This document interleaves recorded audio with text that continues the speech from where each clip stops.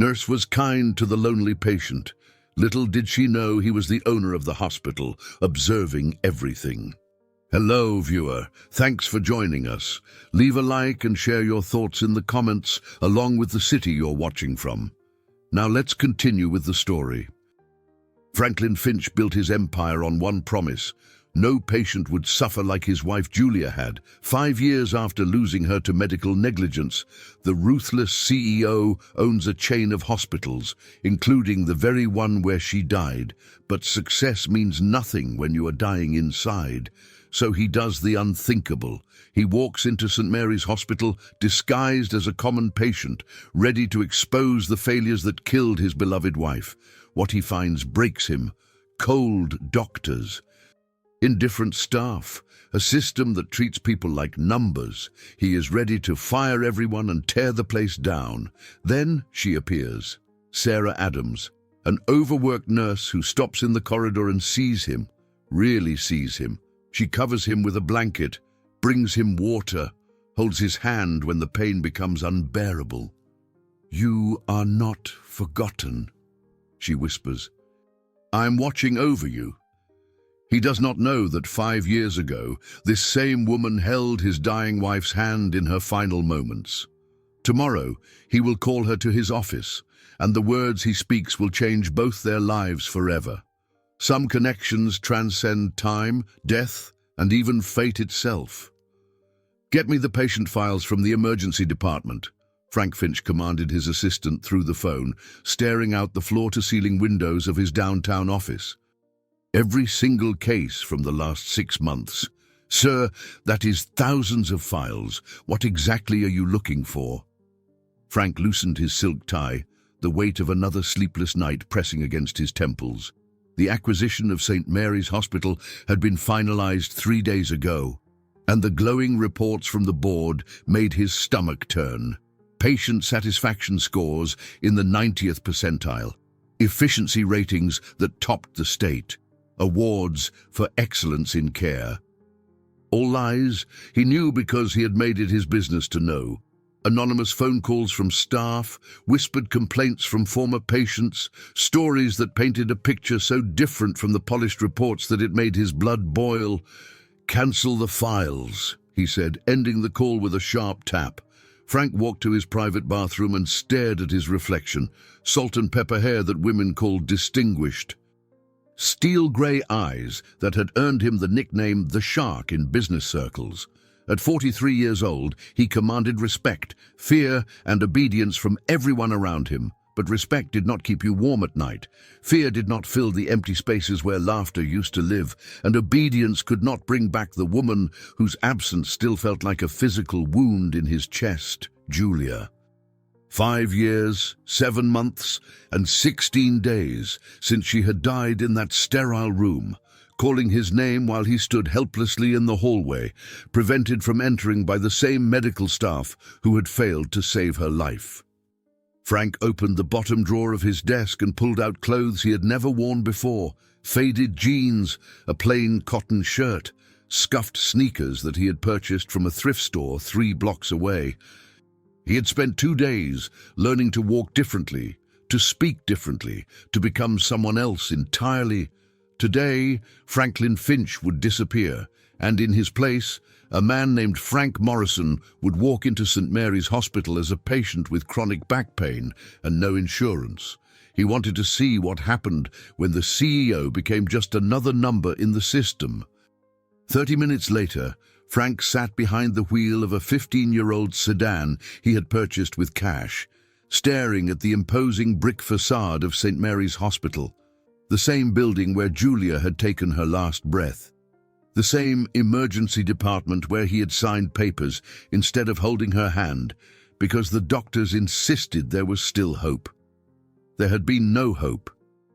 There had only been incompetence disguised as medical expertise, and a billing department that had charged him $47,000 for the privilege of watching his wife die alone.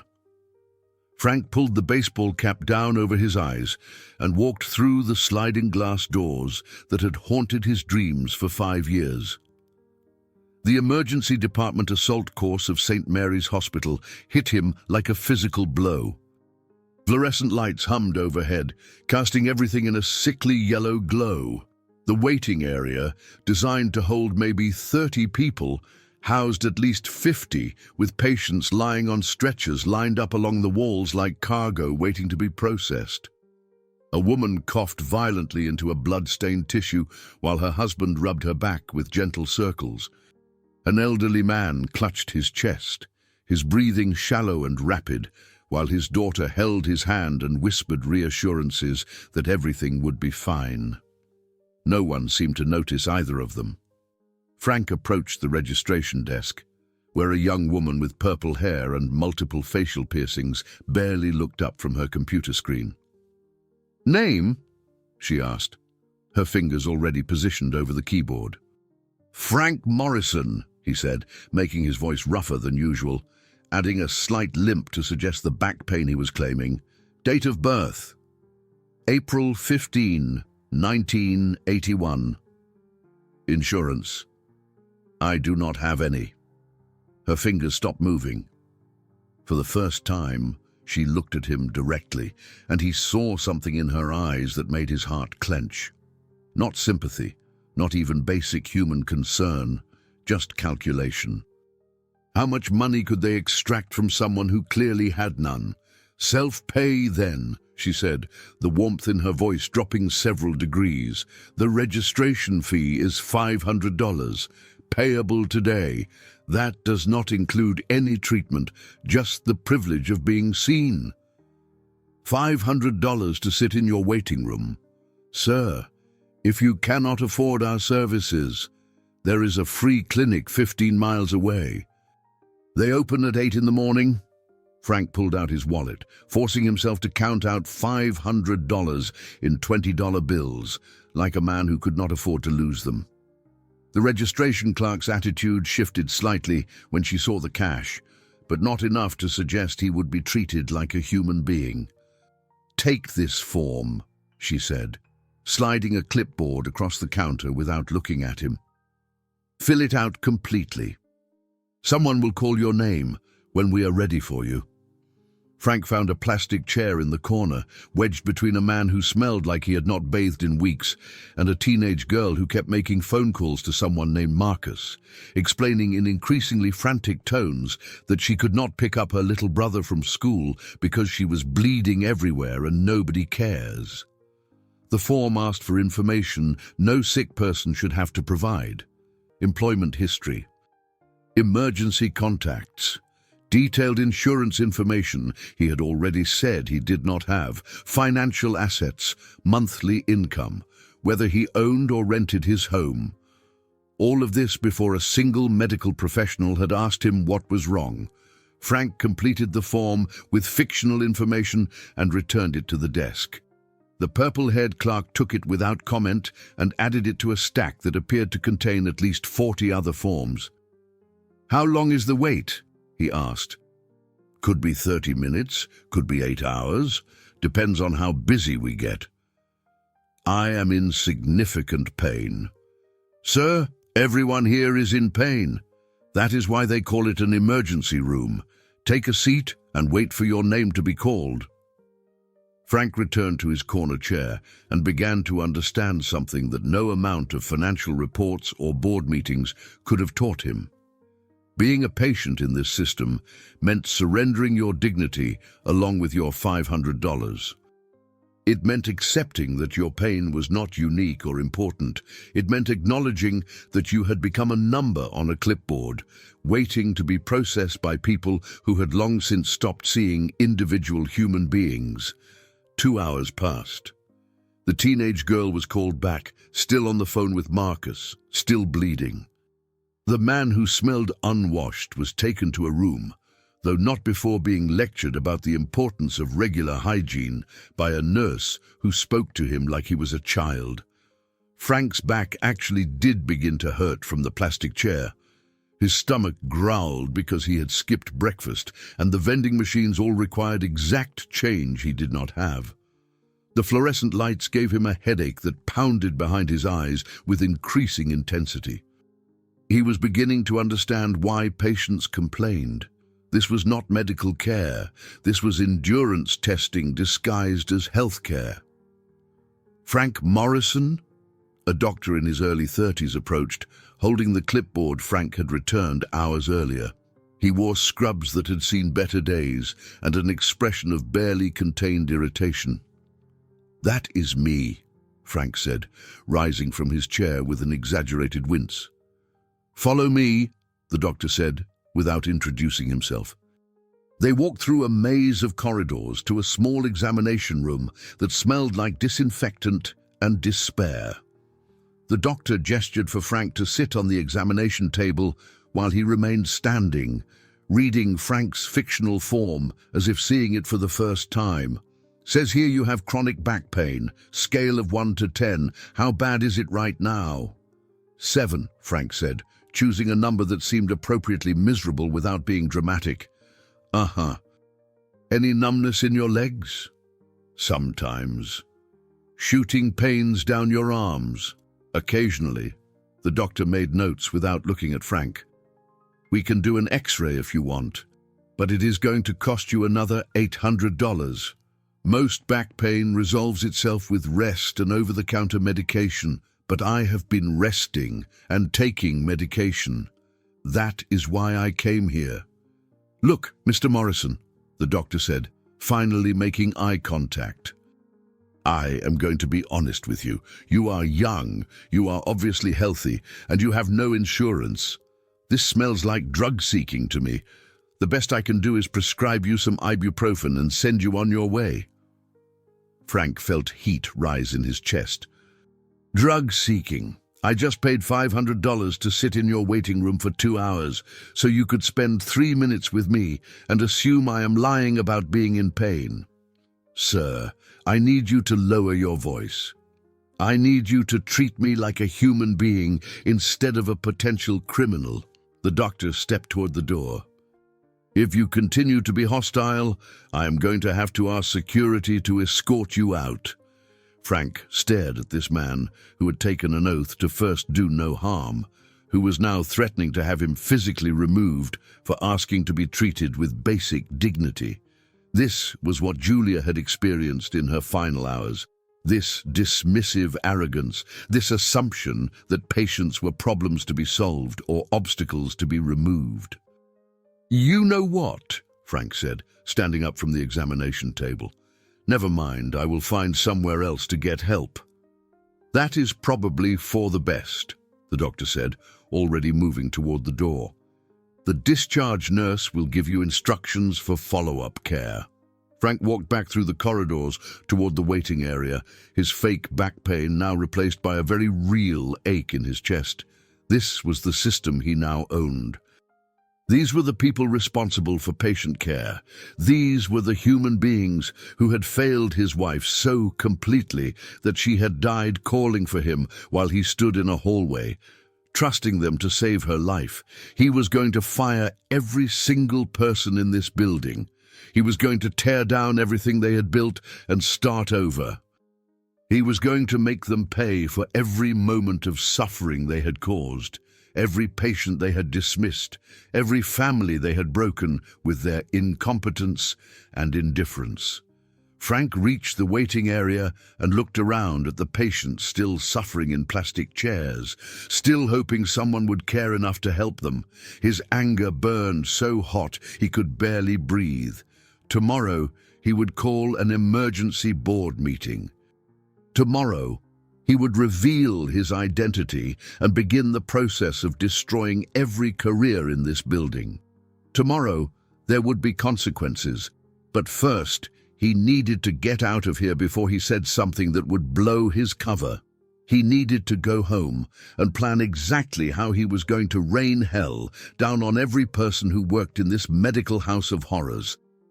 Frank walked toward the exit, his hands clenched into fists, his mind already composing the termination letters he would personally deliver to every staff member who had treated him like garbage today. He was 3 steps from the sliding glass doors when a voice stopped him cold. "Sir, excuse me, sir." Frank turned to see a woman in scrubs approaching him with quick, purposeful steps. She appeared to be around 40 years old, with auburn hair pulled back in a practical ponytail and warm brown eyes that seemed to actually see him as a human being.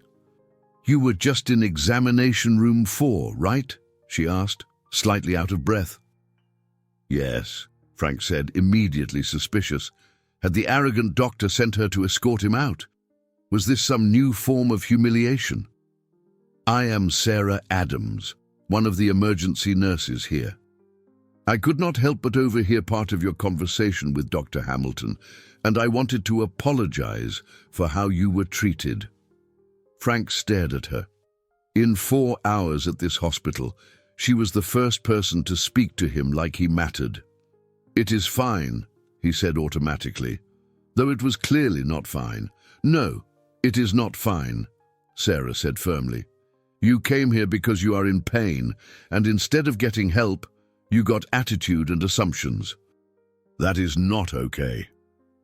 She looked around the crowded waiting area, taking in the dozens of patients still waiting to be seen, and Frank saw something in her expression that he had not seen from anyone else today. Genuine concern, real frustration on behalf of people who were suffering. "Listen," she said, lowering her voice. "I know Dr. Hamilton suggested you just go home and take ibuprofen, but chronic back pain can be serious. If you are having muscle spasms or nerve pain, there are things we can do to help that do not involve prescription painkillers, such as heat therapy, muscle relaxants that are not controlled substances, referrals to physical therapy programs that work with uninsured patients. It depends on what is actually causing your pain." Frank found himself genuinely curious about her answer, despite the fact that his back pain was completely fictional. "What would you do if you were treating me? I mean," Sarah looked around again, then back at him.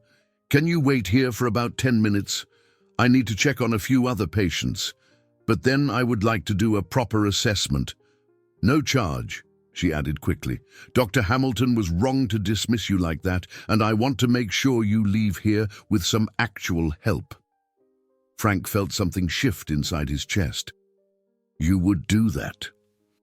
"It is why I became a nurse," Sarah said simply. "To help people who are hurting." She disappeared back into the maze of corridors, leaving Frank standing near the exit, completely unsure what to do. His anger was still there, burning hot and righteous, but now it was complicated by something else. Confusion, maybe. Or hope that he had been wrong about everyone in this building. He looked around the waiting area with fresh eyes and noticed things he had missed before. A young nurse helping an elderly woman fill out paperwork, patiently explaining each section. A janitor who stopped to help a man in a wheelchair reach the water fountain. A security guard who knelt down to tie a little boy's shoes while his mother dealt with registration. Maybe the system was broken, but there were still good people working within it. Maybe the problem was not that everyone here was heartless. Maybe the problem was that the heartless people were the ones making decisions. Frank found an empty chair and sat down to wait for Sarah to return. For the first time since Julia's death, he was genuinely curious about what someone else thought was wrong and how they planned to fix it. 10 minutes later, Sarah appeared at his side carrying a small bag and a bottle of water. "Okay," she said, settling into the chair next to him. "Tell me about this back pain. When did it start? What makes it worse? What makes it better?" Frank realized he was about to lie to the first person in this hospital who had treated him with genuine kindness. The irony was not lost on him. "It started about 6 months ago," he said, sticking to his cover story. "Sometimes it is just a dull ache. Other times it feels like someone is stabbing me with a knife." Sarah nodded, asking follow-up questions that demonstrated actual medical knowledge and genuine concern for his welfare. She explained different types of back pain, potential causes, and treatment options that did not require expensive tests or prescription medications. "Here," she said, pulling a small heat pack from her bag. This is not exactly protocol, but it is my own heat pack from home. Put it on your lower back when you get home and leave it there for 20 minutes. It will not cure anything, but it should help with the immediate pain. She handed him the bottle of water and 3 small white pills. Ibuprofen, she explained. The same stuff Dr. Hamilton would have prescribed, but I am giving you the hospital strength dose and explaining how to take it properly for back pain instead of just telling you to go buy some at the drugstore. Frank looked down at the small gifts in his hands and felt something break open in his chest. This woman had used her own supplies and her own time to help a stranger who could not pay for proper medical care. "Why are you doing this?" he asked. Sarah was quiet for a moment, and when she looked at him, Frank saw something in her eyes that looked like old pain. "Because 5 years ago, I could not save someone who needed saving," she said softly. "And I promised myself that I would never let anyone leave this hospital feeling like they did not matter." Frank's throat tightened. "What happened 5 years ago? A woman came in with cancer complications. We did everything we could, but sometimes everything is not enough. Her husband was here, and I could see in his eyes that he felt helpless and alone, and like the world had forgotten he existed. I held her hand when she died, and I held his hand afterward, and I swore I would never let anyone feel that abandoned again." Frank could not breathe.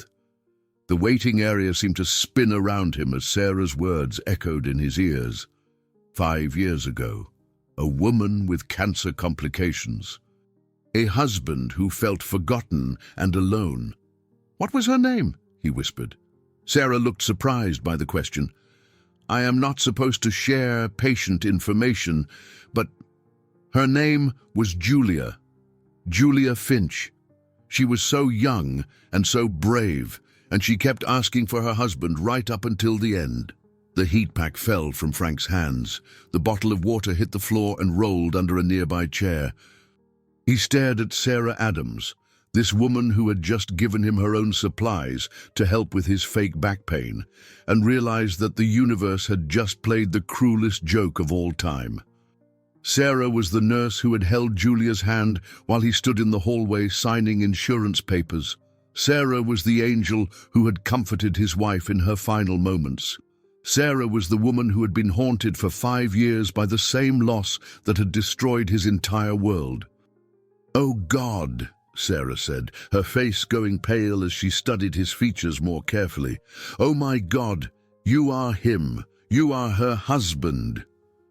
Frank could not speak, could not move, could not process the cosmic impossibility of finding himself face to face with the one person who had shown Julia kindness in her darkest hour.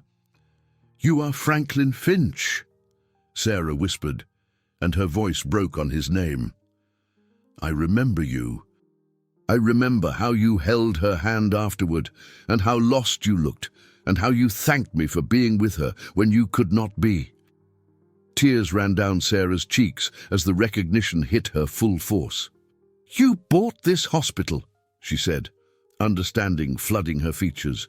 "You bought St. Mary's Hospital because this is where she died. You came here today to see what we have become." Frank managed to nod, his own eyes burning with tears he had not shed in 5 years. "I am so sorry," Sarah said, reaching for his hands.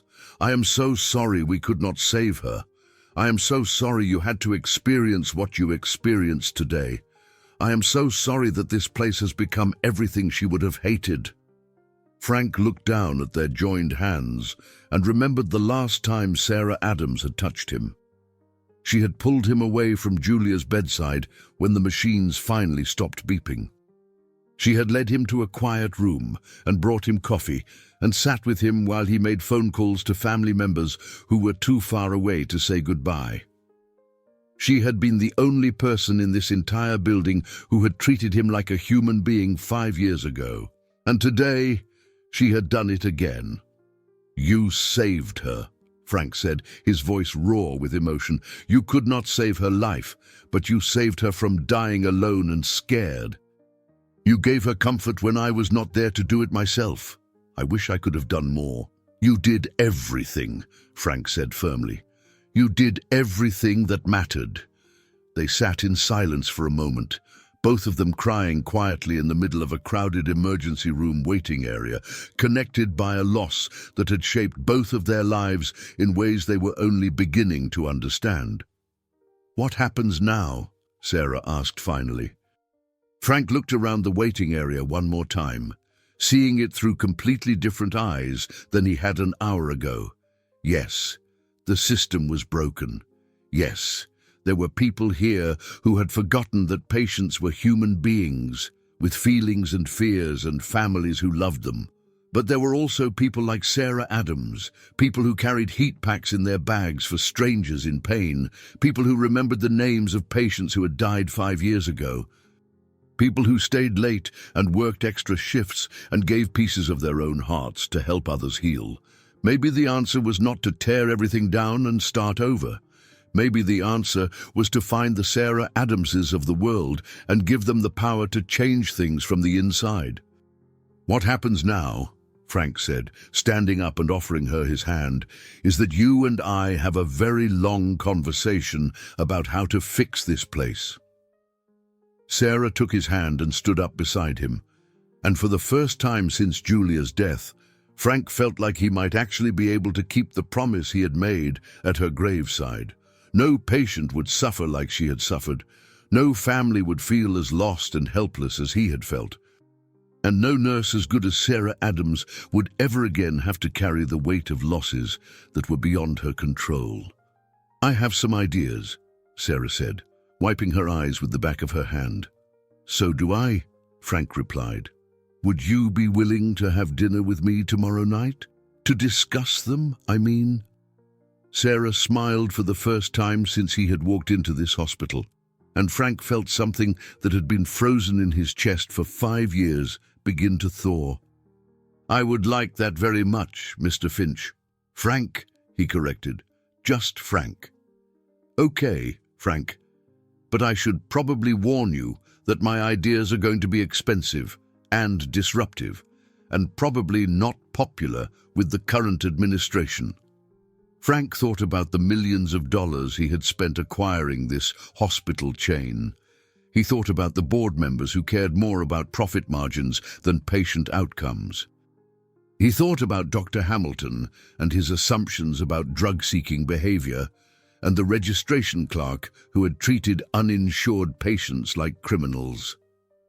"Sarah," he said, "I'm hoping they will be exactly that disruptive."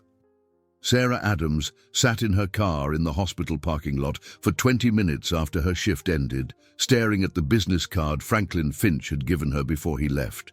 Franklin James Finch, Chief Executive Officer, Finch Healthcare Solutions. The same man who had been dismissed and nearly thrown out by Dr. Hamilton just hours earlier was the owner of the entire hospital system. The same man who had paid $500 to be treated like garbage was worth more money than she would make in 10 lifetimes. The same man whose wife she had held while she died was asking her to dinner to discuss reforming the healthcare system. Sarah pulled out her phone and called the one person who always knew what to say when her world turned upside down. "Mom, you are never going to believe what happened to me today," she said, when her 16-year-old daughter Emma picked up. "Try me," Emma said. "Did you finally tell Dr. Hamilton what you really think of his bedside manner?" "Better. I think I might have just met my new boss. And also, possibly the man whose wife I held when she died 5 years ago. And he might have asked me to dinner." There was a long pause. "Mom, are you having some kind of breakdown? Because that sentence made no sense at all." Sarah laughed, despite everything. "Can you order pizza for dinner? I am going to be late getting home, and I need to call Grandma and try to explain this before I completely lose my mind." "Should I be worried about you?" "No, baby. I think something really good might be happening. Something I never expected. Good. You deserve something good." Sarah smiled, thinking about Frank's grey eyes and the way he had looked at her when he realized who she was, not with blame or anger, but with something that looked almost like relief. "I love you, Em." "Love you too, Mom. Try not to do anything too crazy before you get home." Sarah hung up and dialed her mother's number, trying to figure out how to explain that the universe had just rearranged itself in the space of a single afternoon. As she drove home through the early evening traffic, Sarah found herself thinking about the promise she had made 5 years ago, standing beside Julia Finch's hospital bed. She had sworn to never let another patient feel abandoned or forgotten.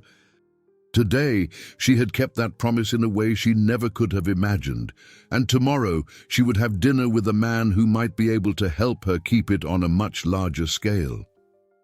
Sarah pulled into her apartment complex and sat for a moment, looking up at the windows of the modest 2-bedroom home she shared with Emma. In 12 hours, she would sit across from one of the most powerful men in healthcare and discuss her ideas for reform. Ideas that had been building in her mind for 5 years, fueled by every patient she had seen dismissed or ignored, every family she had watched struggle with medical bills they could not afford, every colleague who had burned out and quit because the system demanded efficiency over empathy. Tomorrow, she would have a chance to turn those ideas into reality. Tonight, she would order pizza with her daughter and try to process the fact that sometimes the universe gave you exactly what you needed at the exact moment you needed it most, even if it came disguised as a man with fake back pain and a grudge against the entire medical establishment. Frank stood in his penthouse apartment, looking out at the city lights and holding the small heat pack Sarah had given him. It was still warm, and it smelled faintly of lavender and something else he could not identify, something that reminded him of safety and comfort and being cared for by someone who expected nothing in return. He had not felt cared for in 5 years. Frank walked to his home office and pulled out the file he had been compiling on St. Mary's Hospital. Patient complaints, staff turnover rates, financial inefficiencies, and quality control issues. Everything he needed to justify a complete overhaul of the system. But now he was thinking about Sarah's ideas for reform instead of his plans for destruction. What would Julia want him to do? The question hit him like a physical blow. He had not allowed himself to wonder what Julia would think about his decisions since the day she died. It hurt too much to imagine her voice, her opinions, her gentle way of seeing the world through the lens of other people's needs instead of her own. But sitting here, with Sarah's heat pack warming his hands, Frank could almost hear Julia's voice in his head. She would want him to build something beautiful instead of tearing something down in anger. She would want him to find the people who still cared, like Sarah Adams, and give them the power to change things. She would want him to honor her memory by creating a place where no family would have to experience what he had experienced in those final days. Frank picked up his phone and called his assistant. "I need you to clear my calendar tomorrow afternoon," he said, "and book a table for 2 at Romano's downtown, 7 o'clock. "Of course, sir. Anything else?" "Yes. I need you to compile files on every nurse currently working at St. Mary's Hospital. Performance reviews, patient feedback, length of service. I want to know who the Sarah Adamses are. Sir, the people who still remember why they got into healthcare in the first place. The ones who care more about patients than paychecks. Find them for me. I will have that information for you by tomorrow morning." Frank hung up and walked to his bedroom, where a framed photo of Julia sat on his nightstand. She was laughing in the picture, her head thrown back in pure joy, her eyes sparkling with the kind of happiness that made everyone around her feel like the world was a better place just because she was in it. "I found her, Jules," he said softly.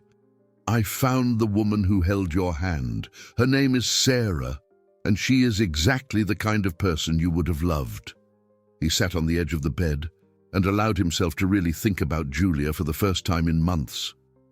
Not the way she looked at the end, pale and tired, and fighting a battle she could not win, but the way she had been before the cancer, when she used to drag him to volunteer at free clinics on weekends and insist that they donate a percentage of their income to organizations that provided medical care to people who could not afford it. Julia had believed that healthcare was a human right, not a luxury for people who could pay for it.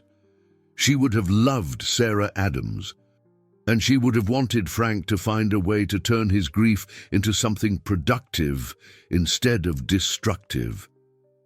Frank picked up the heat pack again and held it against his chest, right over his heart. Tomorrow, he would have dinner with the woman who had shown Julia kindness in her darkest hour. Tomorrow, he would listen to her ideas and figure out how to turn them into reality. Tomorrow, he would start building the kind of healthcare system Julia would have been proud of. Tonight, he would allow himself to hope that maybe, just maybe, the best parts of his life were not behind him after all. "You did what?" Emma Adams stared at her mother across the kitchen table, a slice of pizza halfway to her mouth. "I gave him my heat pack and some ibuprofen," Sarah repeated. "He was in pain, and Dr. Hamilton had basically told him to go home and suffer." "Mom, you gave medical supplies to a random patient. Could you get in trouble for that?" Sarah considered this. Technically, yes, the heat pack was her personal property, but giving medication to patients without a doctor's order was against protocol, even if it was just over-the-counter ibuprofen. "Probably," she admitted, "but it was the right thing to do." Emma shook her head, grinning. "You are lucky you are good at your job, because you have zero sense of self-preservation. That is not true. Mom, you once got written up for bringing blankets from home for homeless patients because the hospital ones were too thin. Those people were cold. And you got in trouble with administration for organizing a food drive for families who could not afford to eat while their relatives were in the ICU. Emma, where are you going with this?" Her daughter leaned back in her chair, studying Sarah with the kind of serious expression that made her look far older than 16. "I am saying that you have been fighting this fight for as long as I can remember. You have been trying to make that place more human, more caring, more like what a hospital should be. And you have been doing it alone, getting in trouble with people who do not care about the same things you care about." Sarah nodded slowly. And now you have dinner plans with someone who owns the whole system and wants to hear your ideas. Mum, this could be your chance to actually change things instead of just putting band-aids on problems. Sarah felt a flutter of something that might have been excitement. "You think I should go?" "I think you should go, and I think you should tell him everything you have been thinking about for the past 5 years. All those ideas you write in your notebook late at night when you think I am asleep." Sarah looked surprised. "You know about my notebook?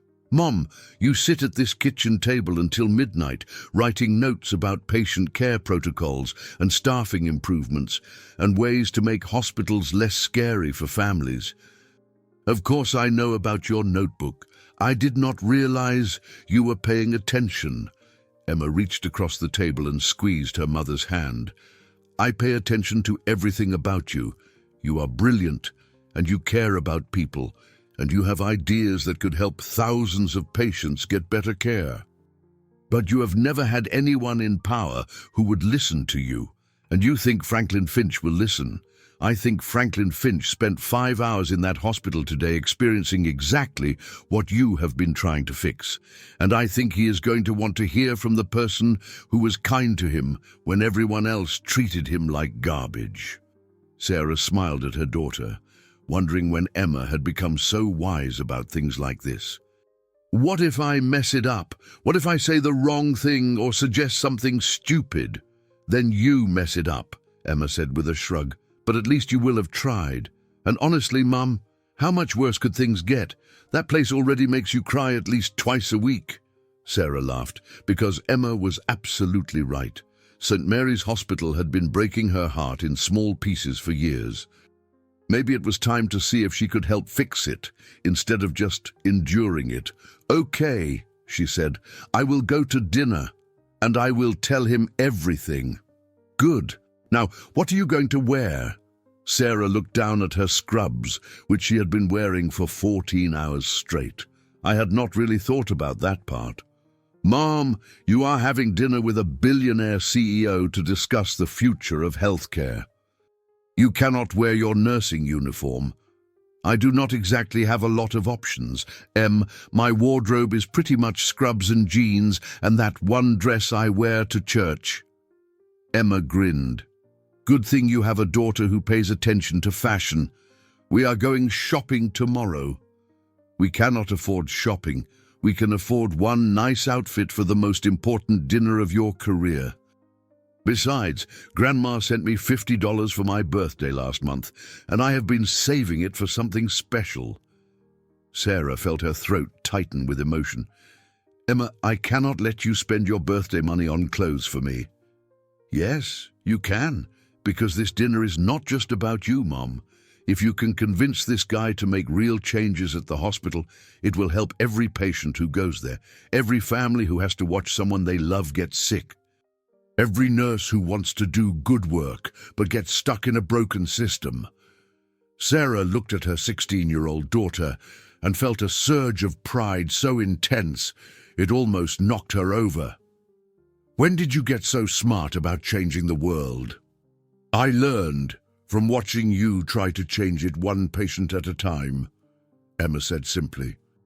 "Now you just get to try changing it all at once." The next evening, Sarah stood in front of the full-length mirror in her bedroom, wearing a simple black dress that Emma had chosen and paid for with her birthday money. It was nothing fancy, but it was professional and appropriate and made her feel like someone who might actually have ideas worth listening to. Emma sat on the bed behind her, putting the finishing touches on Sarah's hair. "You look beautiful, Mom. I look nervous. You look like someone who is about to change the world." Sarah turned around to face her daughter. "What if he decides my ideas are unrealistic? What if he thinks I am just some idealistic nurse who does not understand how business works? Then he is an idiot, and you dodged a bullet," Emma said firmly. "But I do not think that is what is going to happen." "What do you think is going to happen?" Emma smiled. "I think you are going to have dinner with a man who spent yesterday getting treated like garbage by the system he owns. I think he's going to realize that you understand that system better than anyone, because you work in it every day. And I think he's going to give you the chance to fix things that have been broken for way too long." Sarah hugged her daughter tightly. "I love you, Emma Adams." "I love you too. Now go save the world." Sarah drove to Romano's restaurant, thinking about all the things she wanted to say to Franklin Finch, all the changes she had dreamed about making, all the patients who deserved better care, and all the families who deserved more compassion, and all the healthcare workers who deserved to be proud of the work they did. She thought about Julia Finch, who had died 5 years ago in a system that valued efficiency over empathy. And she thought about Frank, who had loved Julia enough to buy an entire hospital chain in hopes of preventing other families from experiencing the same loss. Maybe this dinner would change nothing. Maybe Frank would listen politely and decide that her ideas were too expensive or too complicated or too disruptive to implement. But maybe, just maybe, this would be the beginning of something that would make Julia proud.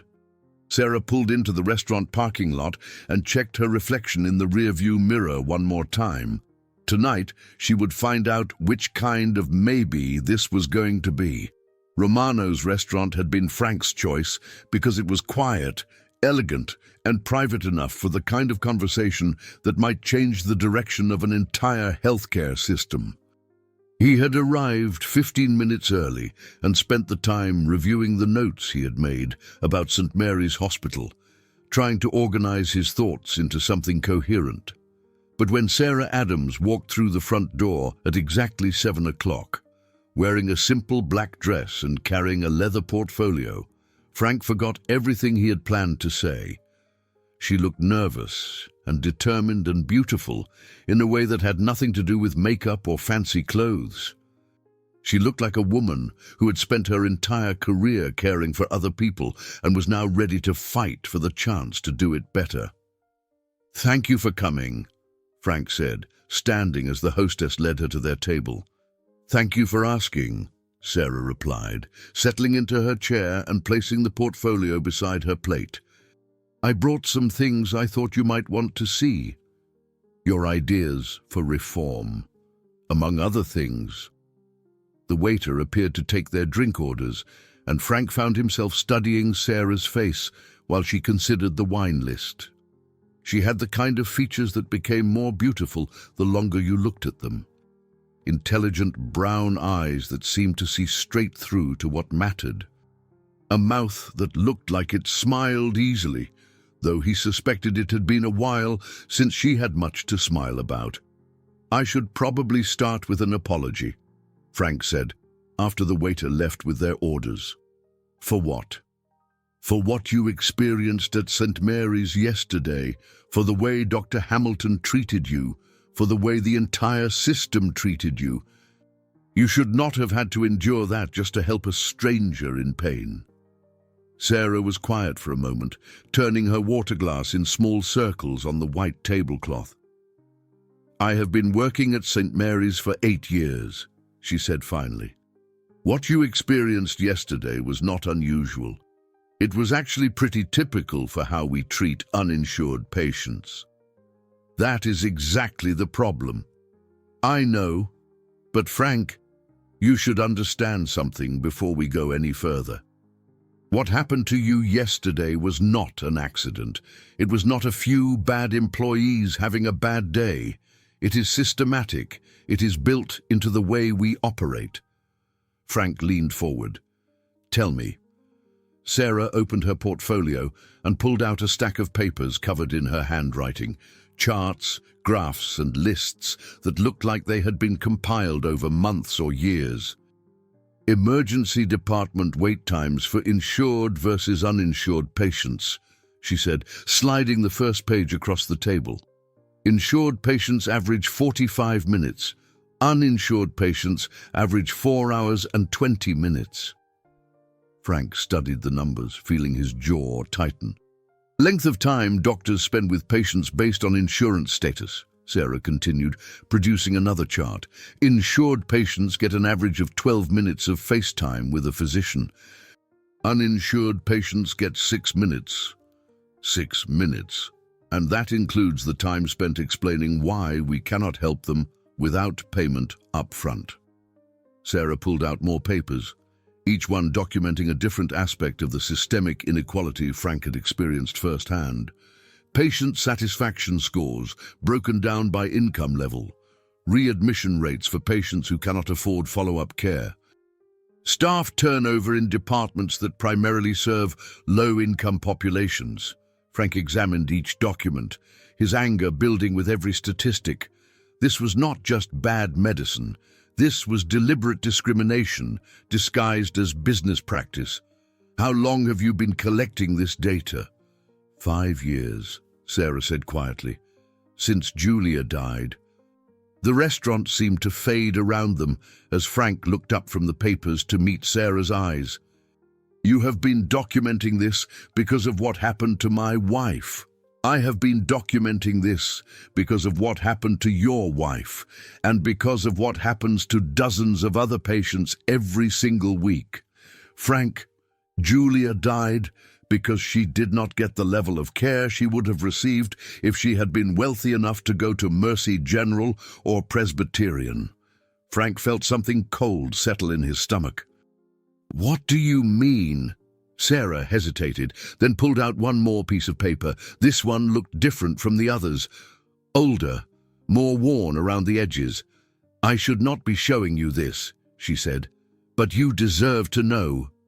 Frank took the paper and immediately recognized it as a copy of Julia's medical chart from her final day at St. Mary's Hospital. The cancer specialist Julia needed was working at Mercy General, Sarah said softly. Dr. Elizabeth Morrison. She is one of the best oncologists in the state, and she had successfully treated cases similar to Julia's, but Dr. Morrison had a consulting agreement that required Mercy General approval for her to treat patients at other hospitals. Frank's hands were shaking as he read through Julia's chart. I do not understand. St. Mary's administration chose not to pay the consulting fee to bring Dr. Morrison over. They decided it was more cost-effective to have our general practitioners handle Julia's case, even though they did not have the specialized experience she needed. The paper fell from Frank's hands. You are telling me that my wife died because the hospital administration decided she was not worth the cost of proper medical care. I am telling you that your wife died because the current system prioritizes profit over patient outcomes. And Frank, she was not the only one. Sarah reached across the table and took his hands, the same way she had 5 years ago when she led him away from Julia's bedside. This is why I have been collecting data. This is why I work double shifts and fight with administrators and get written up for bringing patients blankets from home. Because every single day, people die or suffer or lose hope because this system has forgotten that we are supposed to be healing people, not processing them. Frank looked down at their joined hands and felt something he had not experienced since Julia's death. Not just anger or grief, but purpose, a reason to get up in the morning that went beyond mere survival. What do you want to do about it? He asked. Sarah smiled for the first time since she had sat down, and Frank felt his heart skip a beat. I want to turn St. Mary's Hospital into the kind of place where insurance status does not determine the quality of care a patient receives. I want to hire doctors who chose medicine because they wanted to heal people, not because they wanted to get rich. I want to create a system where nurses have the time and resources to actually care for their patients instead of just monitoring their vital signs. That sounds expensive. It will be expensive, Sarah agreed. But Frank, what if I told you that it would also be more profitable in the long run? Frank raised an eyebrow. How? Sarah pulled out another set of papers, these ones filled with financial projections and cost-benefit analyses. Patient satisfaction drives everything in healthcare now. Higher satisfaction scores mean better insurance reimbursement rates. Lower readmission rates mean fewer penalties from Medicare.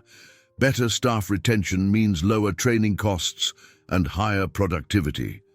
She spread the papers out between them like a roadmap.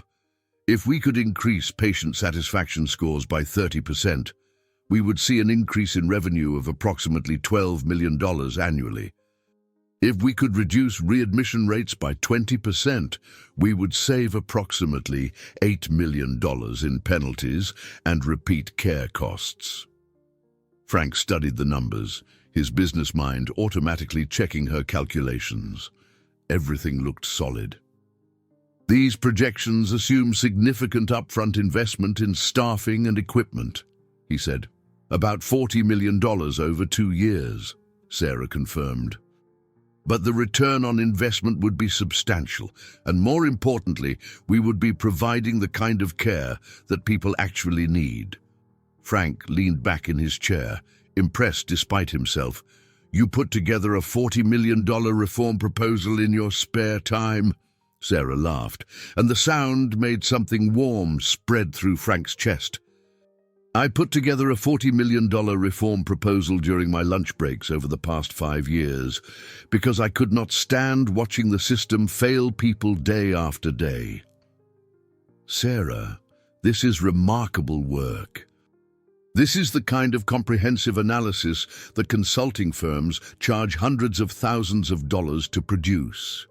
Well, I had personal motivation. Frank looked at her across the table.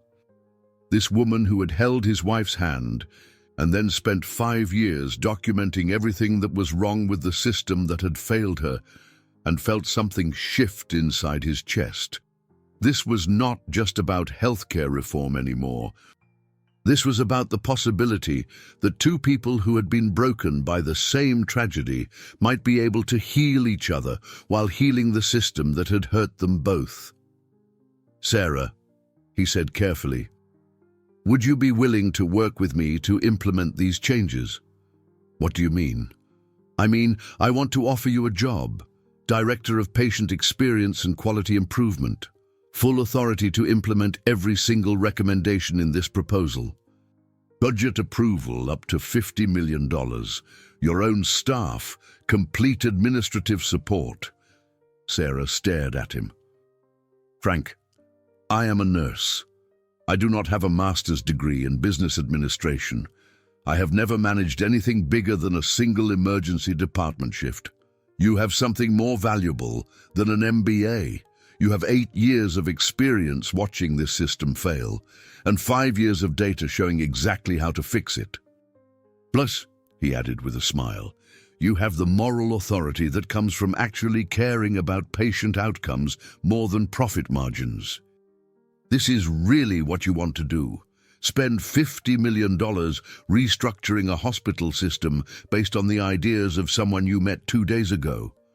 Frank thought about Julia, and about the promise he had made at her graveside, and about the way Sarah had looked at him with genuine concern when every other person in St. Mary's Hospital had treated him like a number on a clipboard. "Sarah, 2 days ago I walked into St. Mary's Hospital planning to fire everyone and tear the whole system down. You changed my mind in the span of 10 minutes by treating me like a human being. If that is not a recommendation for your approach to healthcare reform, I do not know what is." Sarah was quiet for a long moment, looking down at the papers spread between them. When she looked up again, her eyes were bright with unshed tears. "You really think this could work? I think you are the smartest person I have ever met when it comes to understanding what patients actually need. I think your ideas are brilliant, and your data is solid, and your heart is in exactly the right place. I think if anyone can fix what is wrong with healthcare, it is you. And I think," Sarah said softly, "that Julia would be proud of what you are trying to do." Frank felt his throat tighten with emotion. "Do you really think so?" "I know so. She loved you, Frank. She talked about you constantly during those final weeks, about how hard you worked to find the best doctors and the best treatments and the best hope for her recovery. She would love that you are channeling that same energy into helping other people get the care she did not receive." Frank reached across the table and took Sarah's hands again, marveling at how right it felt to touch her. "Will you help me build something that would make her proud?" Sarah smiled through her tears. "Yes, but I have one condition." "Name it." "I want to start immediately. Tomorrow morning.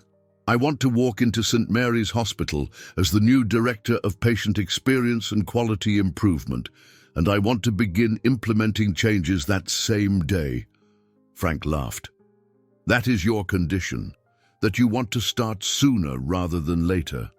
Frank, there are people suffering in that hospital right now. Every day we wait is another day that patients get dismissed and families get ignored and nurses get burned out because the system demands efficiency over empathy. I do not want to waste any more time." Frank looked at this incredible woman who was more concerned about helping strangers than negotiating her own salary or benefits, and felt something he had not experienced in 5 years. He felt like he was falling in love. The thought hit him like a physical blow. He was not ready for this. He had not even considered the possibility of feeling this way about anyone, let alone someone connected to Julia's death in such a profound way. But sitting here, watching Sarah's face light up as she talked about transforming healthcare, Frank could not deny what was happening in his chest. "Tomorrow morning it is," he said, trying to keep his voice steady. "I will have my assistant prepare all the paperwork tonight. Thank you, Frank, for listening to me, for believing in these ideas." for giving me the chance to actually make a difference. Thank you for showing me that there are still people in healthcare who remember why we got into this business in the first place." They sat in comfortable silence for a moment, both of them processing the enormity of what they had just agreed to undertake together. "Can I ask you something personal?" Sarah said finally. "Of course. What have you been doing for the past 5 years? I mean, besides building a business empire, how have you been coping with losing Julia?"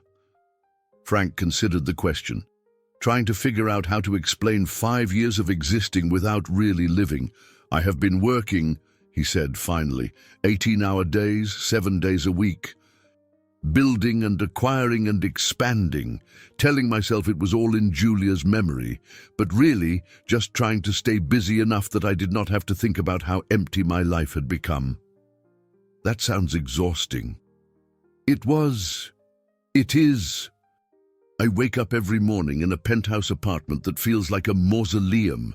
I go to an office where no one talks to me like a human being, and I make decisions about other people's lives without ever really connecting with anyone. Sarah's expression was full of compassion. "Frank, that is not living. That is just surviving." "I know. But for 5 years, surviving was the best I could do. And now—" Frank looked at her across the table. This woman who had materialized in his life like an answer to a prayer he had been too broken to pray. "Now I think maybe I am ready to try living again." Sarah smiled, and Frank felt something warm and hopeful unfurl in his chest. "Good," she said, "because we have a lot of work to do, and I am going to need a partner who is fully alive and completely committed to changing the world." Frank raised his wine glass. "To changing the world."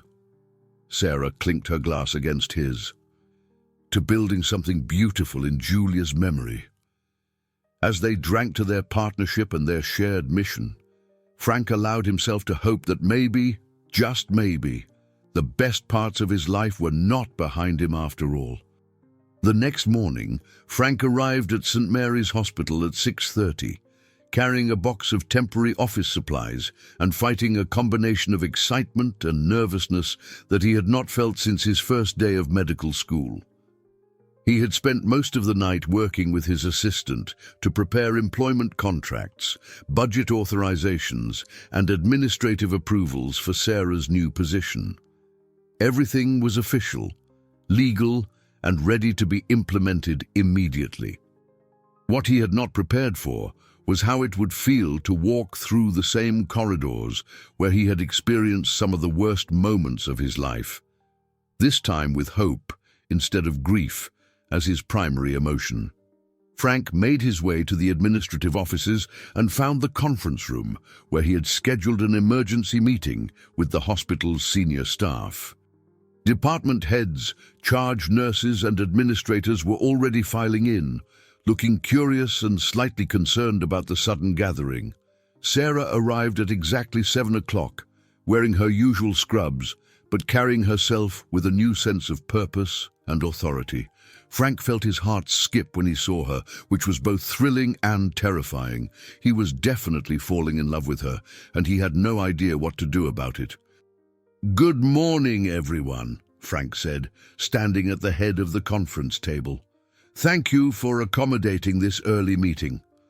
I wanted to introduce you to someone who is going to be instrumental in some significant changes we are implementing here at St. Mary's." He gestured for Sarah to join him at the front of the room. "This is Sarah Adams, and as of today, she is our new Director of Patient Experience and Quality Improvement. Sarah has been a nurse here for 8 years, and she has developed a comprehensive plan for improving patient care, staff satisfaction, and operational efficiency." Frank watched the faces around the table, noting the mixture of surprise, skepticism, and curiosity. Several people looked genuinely pleased, but Dr. Hamilton appeared less than enthusiastic. "Sarah will be reporting directly to me," Frank continued, and she has full authority to implement changes in patient care protocols, staffing procedures, and departmental operations. I expect everyone's complete cooperation and support. Dr. Hamilton raised his hand. Mr. Finch, with all due respect, what are Sarah's qualifications for this position? I mean, she is a good nurse, but managing hospital operations requires specific expertise. Frank felt his jaw tighten, but before he could respond, Sarah stepped forward. Dr. Hamilton, you are absolutely right that I do not have traditional management credentials, she said calmly. But I do have 8 years of experience working directly with patients and families in this hospital. I have observed firsthand what works and what does not work in our current system. And I have spent the past 5 years developing evidence-based recommendations for improvement. She placed a thick folder on the conference table.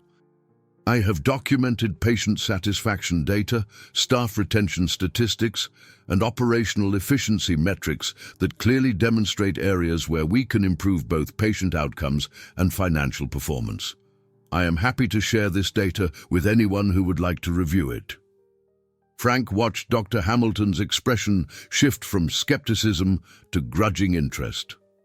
What kind of changes are we talking about? Asked Margaret Chen, the hospital administrator. Sarah looked to Frank, who nodded encouragingly. We are going to start by eliminating the distinction between how we treat insured and uninsured patients, Sarah said. Same wait times, same quality of care, same level of attention from medical staff. That is going to be expensive, Margaret pointed out. Initially, yes, Sarah agreed. But our projections show that improved patient satisfaction and reduced readmission rates will more than offset the increased costs within 18 months. What about staffing? Asked Helen Fitzgerald, the senior emergency department nurse. We are going to hire additional nurses for every department, increase compensation for current staff, and implement protocols that give healthcare workers more time to actually care for patients instead of just processing them. Frank watched the faces around the table and saw the exact moment when the nursing staff realized what Sarah was proposing. Their expressions shifted from skepticism to something that looked like hope. This sounds too good to be true, Dr. Hamilton said. Hospital administrators have been promising improvements like this for decades, but nothing ever changes because the economics do not work. Dr. Hamilton, Frank said, we are committing $50 million over 2 years to implement these changes. The economics will work because we are making them work. Silence fell over the conference room as everyone processed the scope of what was being proposed. $50 million, Margaret Chen said faintly. $50 million, Frank confirmed. Sarah has developed a comprehensive implementation plan that addresses every aspect of patient care, from the moment someone walks through our doors until the moment they are discharged. We are going to transform this hospital into the kind of place where people come when they need healing, not just when they need processing. Helen Fitzgerald raised her hand. Sarah, what do you need from us? Sarah smiled, and Frank felt that familiar warmth spread through his chest. I need your honesty, Sarah said. I need you to tell me what you think is working and what you think is broken. I need you to share your ideas for improvement, even if they seem impossible or too expensive. And I need you to trust that we are serious about making changes that will help you do your jobs better while providing better care for patients. When do we start? Asked one of the younger nurses. Today, Sarah said. I will be conducting individual meetings with department heads this week to discuss specific changes and timeline for implementation. But there are some things we can start immediately. She pulled out a tablet and consulted her notes. Effective immediately, the registration fee for uninsured patients is eliminated.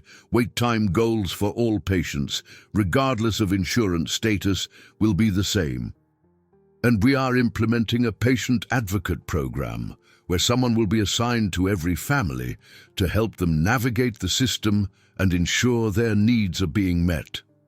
Frank watched the room transform as people began to understand that this was not just another administrative initiative that would disappear in 6 months. This was a complete restructuring of how they operated. "Any questions?" Sarah asked. Dr. Hamilton raised his hand again. "What about physicians who do not want to participate in these changes?" Frank felt his expression harden. "Dr. Hamilton, these changes are not optional. They are policy. Any physician who is not comfortable providing the same quality of care to all patients, regardless of their ability to pay, is welcome to seek employment elsewhere."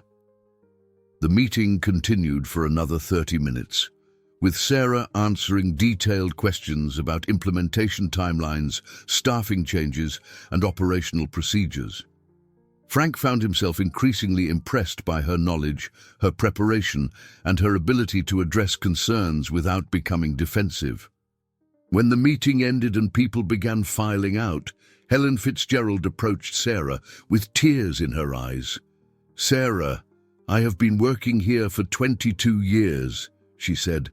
"I became a nurse because I wanted to help people.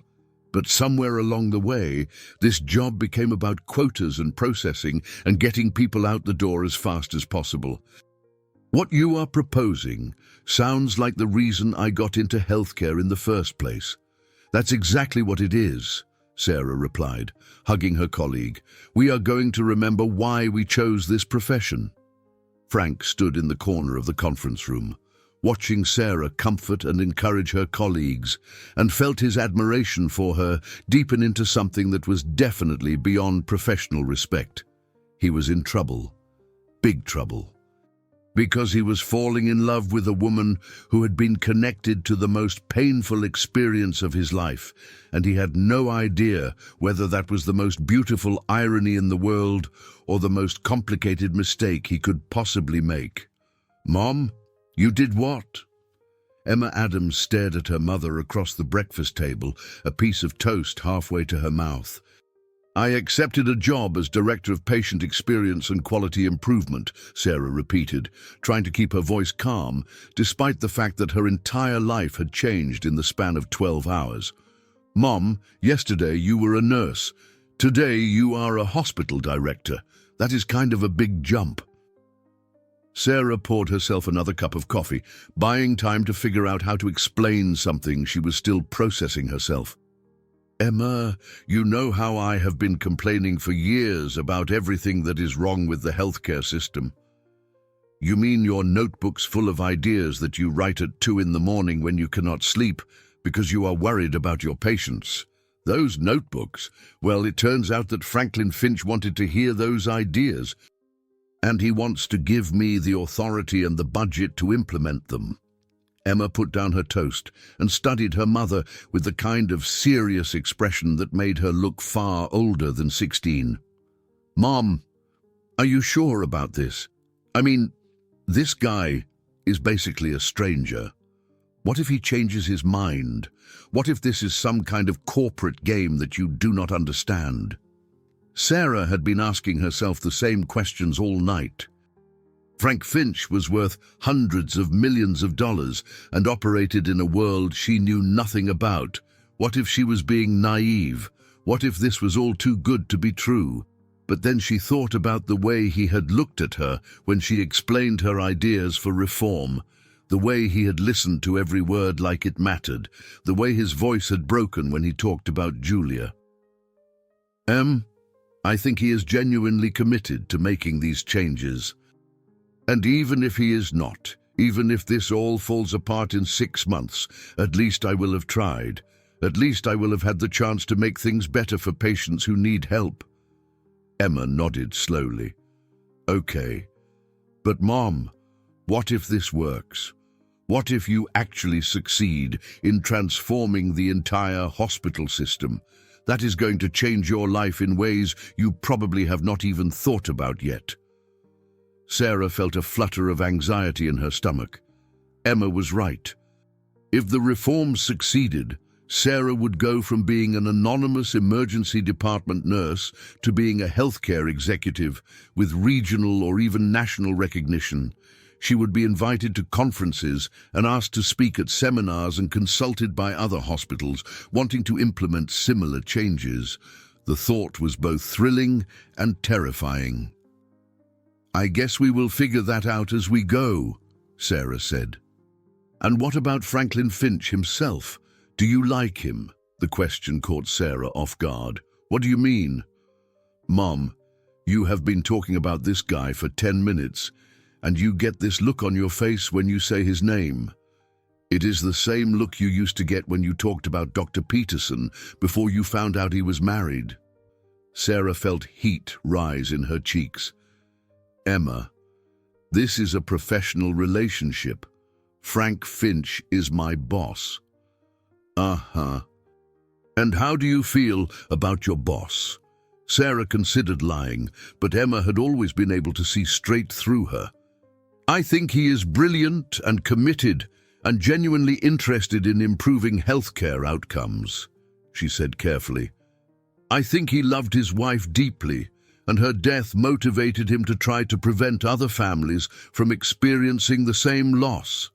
And he is handsome and kind and makes me feel like my ideas are worth listening to."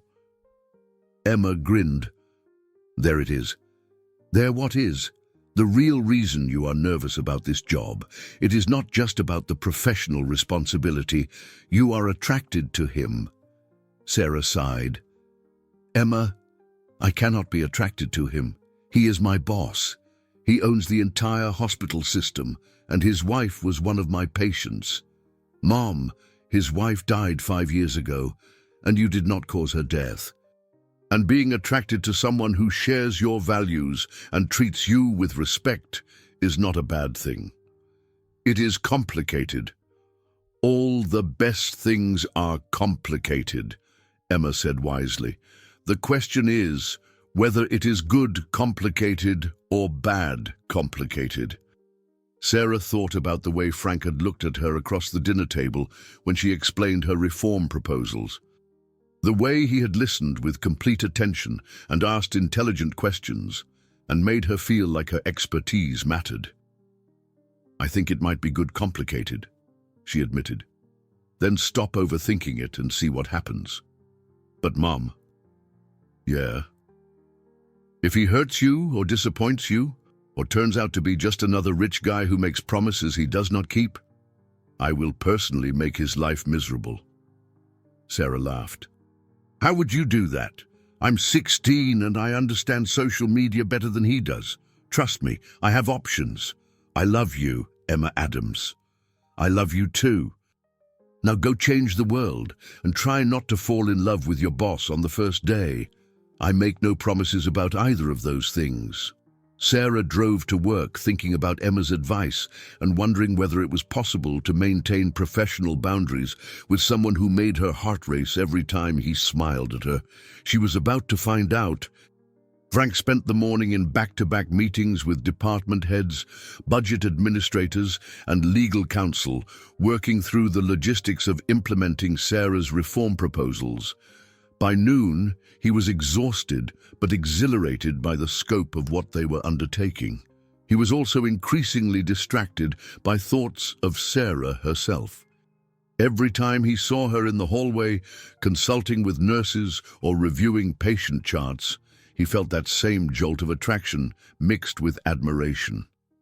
She moved through the hospital with natural authority, speaking to everyone from janitors to doctors with the same genuine interest and respect.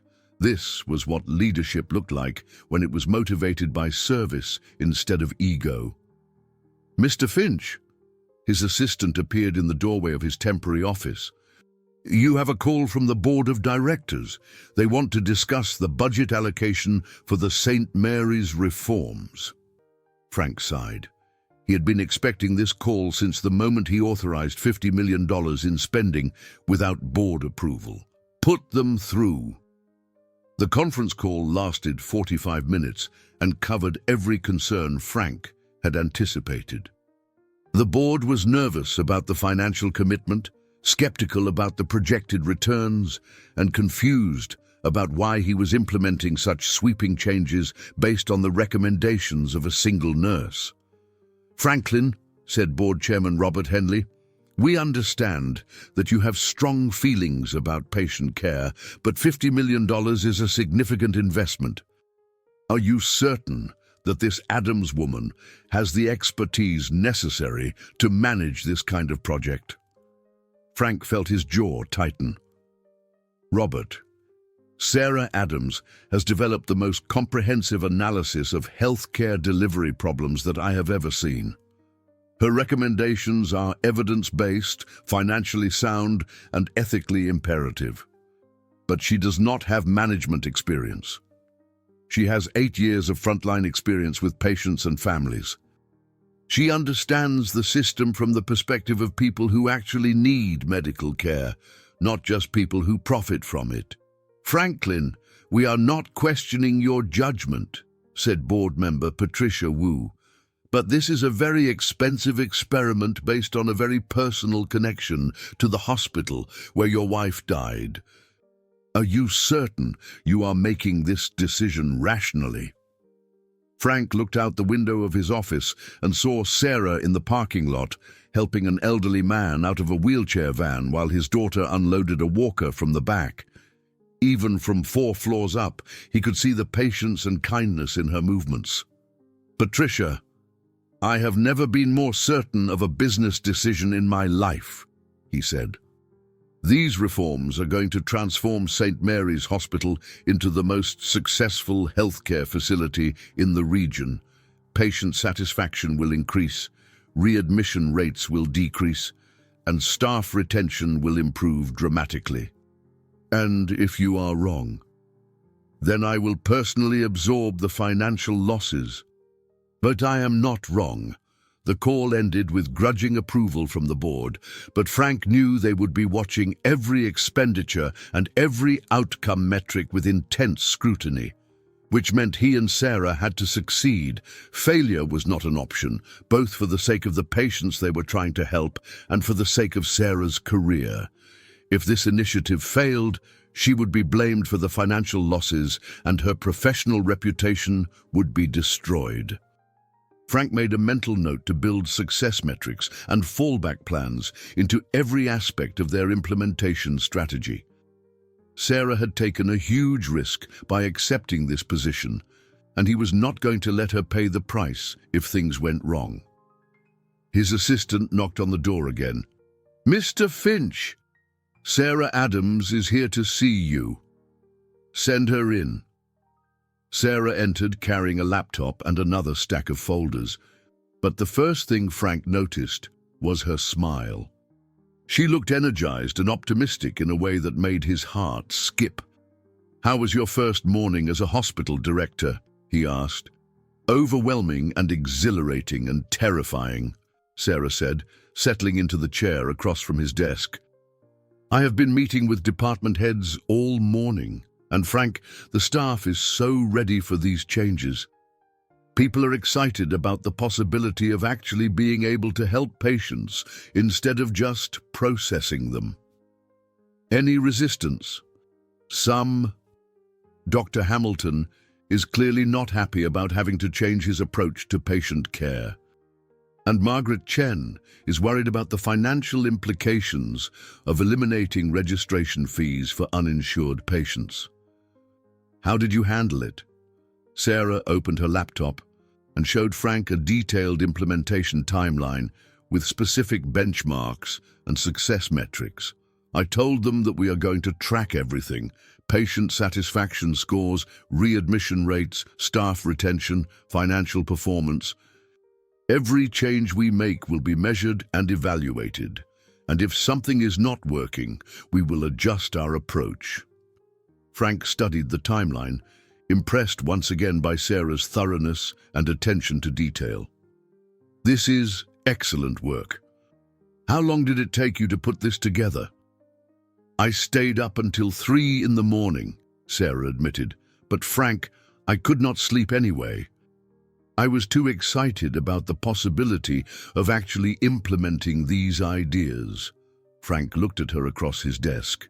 This woman who had sacrificed her sleep to develop implementation plans for reforms that would help thousands of patients, and felt his professional admiration deepen into something much more personal. "Sarah, can I ask you something?"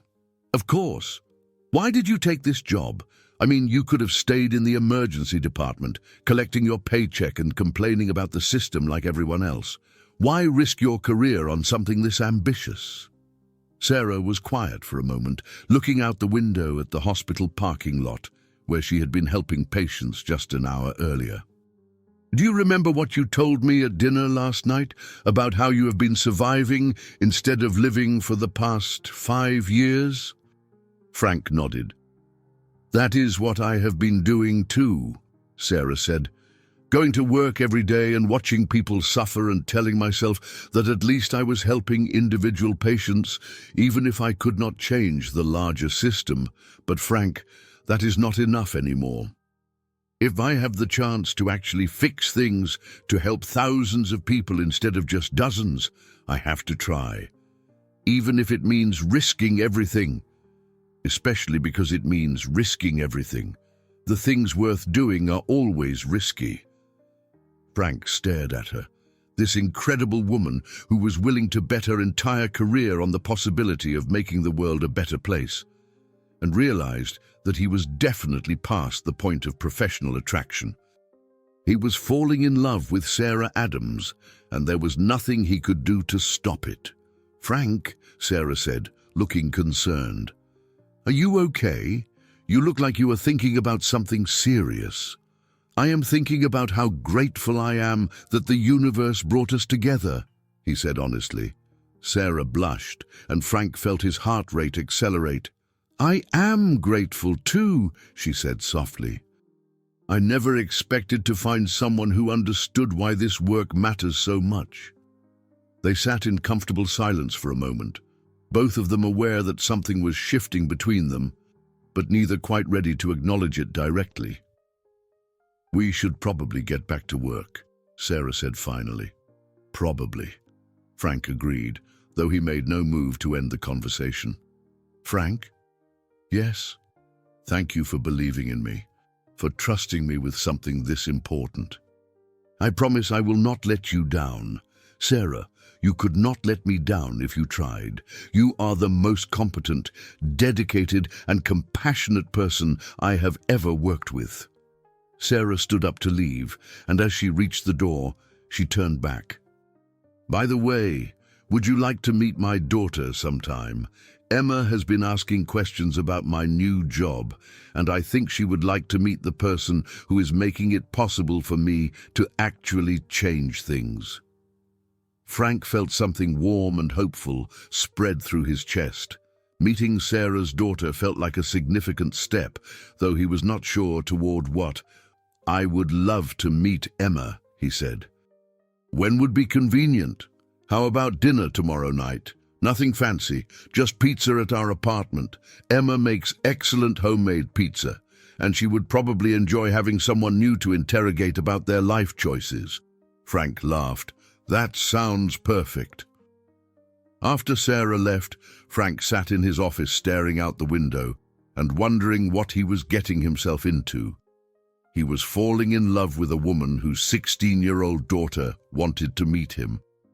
He was implementing a $50 million healthcare reform initiative based on proposals developed by someone he had known for less than a week. He was risking his professional reputation and his board's confidence on the possibility that compassion and competence could be more profitable than efficiency and cost-cutting. And for the first time since Julia's death, he felt completely, utterly, magnificently alive. Emma Adams stood in front of her bedroom mirror, trying to decide whether her mother's new boss was going to be a positive or negative influence on their lives. On the positive side, he had given her mom a job that made her happier than Emma had seen her in years.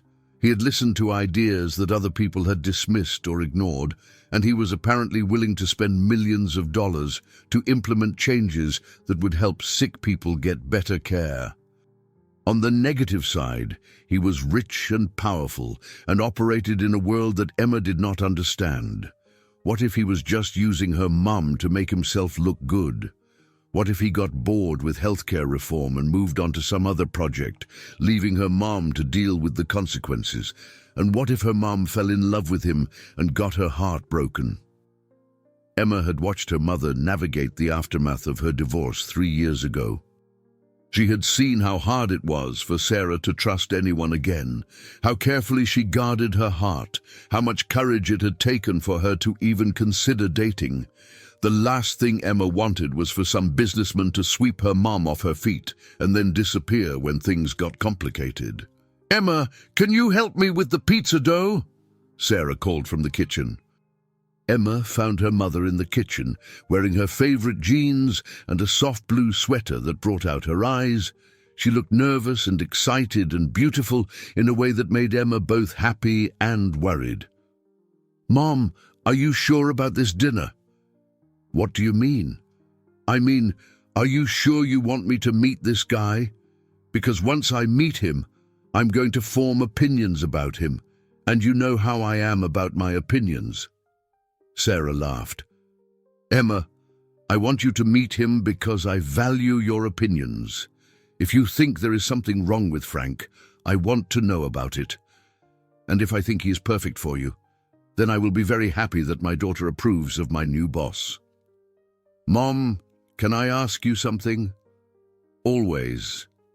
Emma sat down at the kitchen table and watched her mother knead pizza dough with the kind of focused attention she usually reserved for her most challenging patients. "Are you falling in love with him?" Sarah's hands stilled on the dough. "Emma, I have known him for 3 days." "That is not an answer." Sarah sighed and sat down across from her daughter.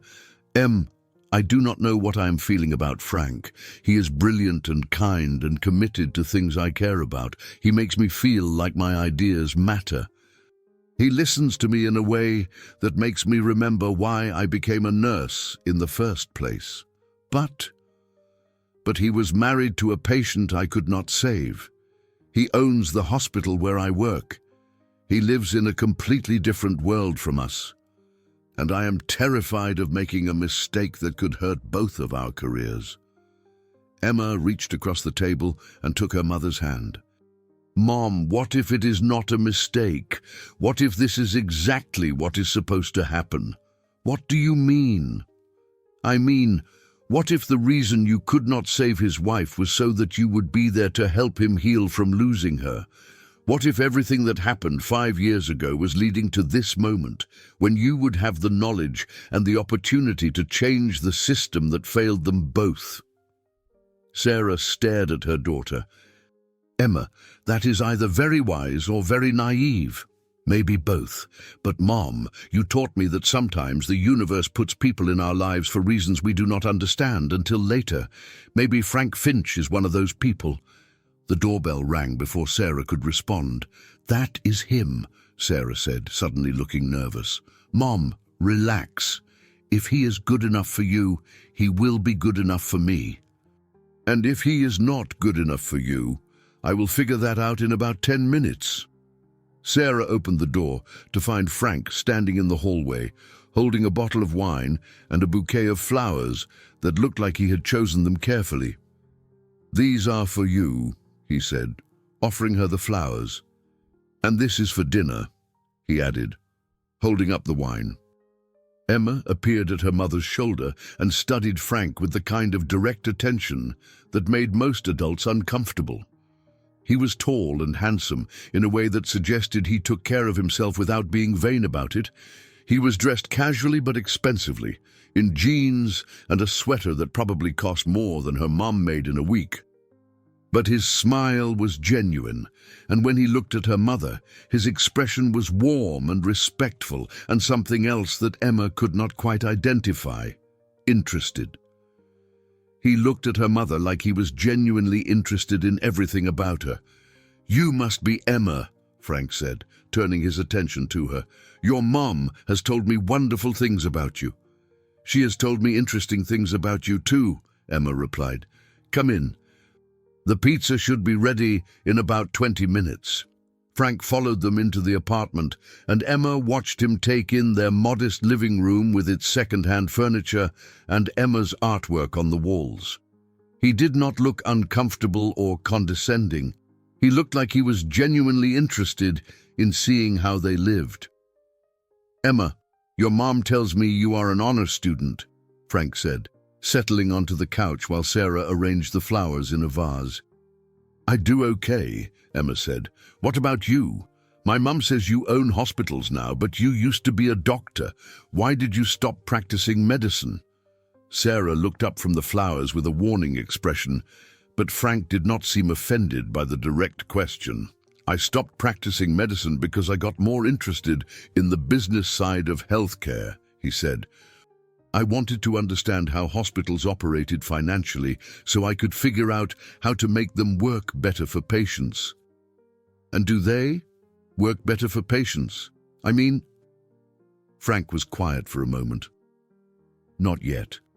But your mom and I are working on that." Emma studied his face, looking for signs of insincerity or calculated charm. Instead, she saw something that looked like genuine regret and determination. "My mom says you lost your wife 5 years ago. In the same hospital where she works now." "Emma," Sarah said sharply, "that is private." "It is okay," Frank said. "Yes, Emma. I lost my wife to cancer 5 years ago. The care she received was not what it should have been, and I have been trying to figure out how to prevent other families from having the same experience." "Is that why you gave my mom this new job? Because you want to fix the problems that hurt your wife?" Frank looked at Sarah, then back at Emma.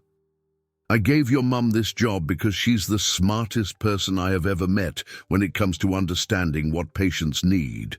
The fact that she was there for Julia in her final moments makes me trust her judgment even more. But it is not the reason I hired her." Emma nodded, processing this information. "Do you like my mom?" "Emma," Sarah said, her face turning red with embarrassment. "I like your mom very much," Frank said calmly. "She is brilliant and compassionate and brave enough to risk her career on the possibility of making the world better for people who are suffering." "That sounds like more than just liking her." Frank looked at Sarah again, and Emma saw something pass between them that confirmed her suspicions. Her mom was definitely falling in love with this guy, and based on the way he was looking at her, the feeling was mutual. "Your mom is an extraordinary person," Frank said simply. "I feel fortunate to know her." The oven timer went off, interrupting the conversation.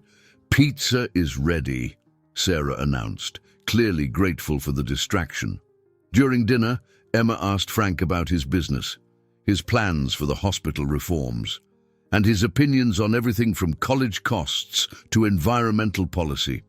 He answered every question thoughtfully and without talking down to her, which earned him points in Emma's mental scoring system. He also helped clear the table without being asked, complimented her pizza-making skills sincerely, and listened to her mother's stories about difficult patients and workplace challenges, like they were the most interesting things he had ever heard. By the time they moved to the living room for coffee and dessert, Emma had reached a preliminary conclusion about Franklin Finch. He was a good man who had been shaped by loss into someone who wanted to prevent other people from experiencing the same pain he had endured. He was genuinely interested in her mother as a person, not just as an employee or a romantic possibility. And he treated both of them with the kind of respect that suggested he understood that Sarah and Emma were a package deal. "Frank," Emma said during a lull in the conversation, "can I ask you something personal?" "Emma," Sarah warned. "It is fine," Frank said. "What would you like to know?" "If you could have dinner with your wife tonight, if she was still alive, What do you think she would say about these hospital reforms you and my mum are working on?" Frank was quiet for a long moment, his expression thoughtful and sad. "Julia always believed that healthcare should be about healing people, not making money," he said finally. "She used to volunteer at free clinics, and she was constantly frustrated by the way poor patients were treated differently than wealthy ones. I think she would be proud that we are trying to change that." "And what do you think she would say about my mum?" Sarah made a small noise of protest, but Frank answered the question seriously. "I think Julia would love your mum. They have the same values, the same commitment to helping people, the same courage to fight for what they believe in. I think Julia would be grateful that someone like Sarah is working to fix the problems that we could not solve together." Emma nodded, satisfied with his answer. "Okay," she said, "I approve." "Emma," Sarah said, laughing despite her embarrassment, "Mom, you asked for my opinion." "My opinion is that Frank is a good guy who cares about the right things and treats you like you matter. Also, he makes excellent coffee, and he did not complain when I interrogated him for 2 hours." Frank laughed. "Thank you for the approval, Emma. It means a lot to me." "Good. But just so you know, if you hurt my mum, or disappoint her, or turn out to be just another rich guy who makes promises he does not keep, I will make your life very difficult." "Emma," Sarah said, mortified. "It is okay," Frank said, grinning. "Emma, I promise you that I will never intentionally hurt your mom, and if I ever do anything that makes her unhappy, you have my permission to make my life as difficult as you want." "Deal," Emma said, extending her hand for a formal handshake.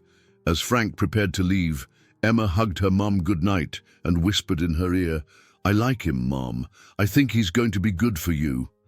Sarah walked Frank to the door, and Emma pretended to be cleaning up the kitchen while actually eavesdropping on their conversation.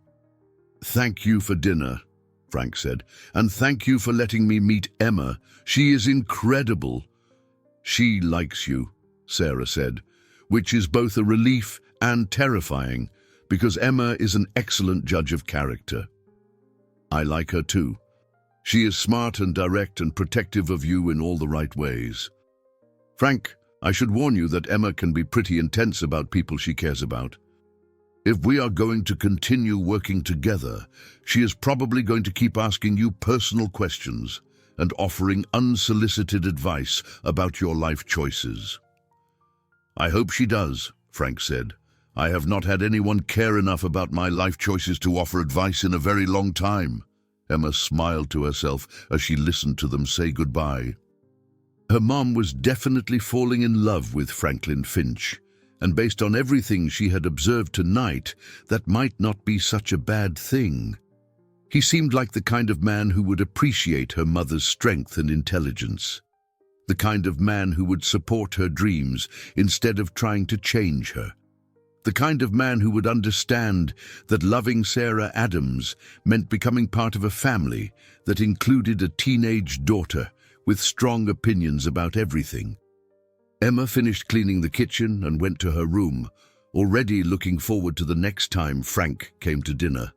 Her mum deserved someone who would love her the way she loved other people, completely, unconditionally, and with absolute commitment to her happiness.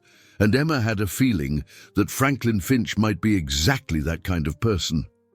Frank drove home from Sarah's apartment with his mind racing and his heart beating faster than it had in 5 years. Dinner with Sarah and Emma had been revelatory in ways he had not expected, not just because Emma was clearly an extraordinary teenager, but because watching Sarah interact with her daughter had shown him sides of her personality that he had not seen in their professional interactions. Sarah as a mother was playful and patient and fierce in her protection of Emma's interests. She was also warm and affectionate in a way that made Frank ache with longing for that kind of domestic intimacy. He had not realized how much he missed being part of a family until he sat at Sarah's kitchen table and listened to Emma tease her mother about her cooking, and watched Sarah help Emma with her calculus homework between dinner courses.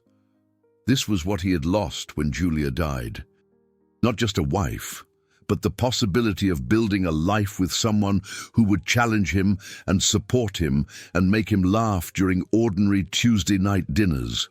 Frank parked in his building's underground garage and rode the elevator to his penthouse apartment, which felt even emptier and more sterile than usual after spending the evening in Sarah's warm, lived-in home. He poured himself a glass of wine and stood at the floor-to-ceiling windows overlooking the city, thinking about Emma's direct questions and Sarah's embarrassed laughter and the way they had both made him feel like he belonged at their dinner table. Frank pulled out his phone and called the one person who might understand what he was going through. "Hey, Frank," his sister Diane answered on the second ring. "How are you doing? I think I might be falling in love," Frank said without preamble. Silence on the other end of the line. "Frank, are you drunk?" "No, maybe a little, but mostly just confused." "Okay, back up.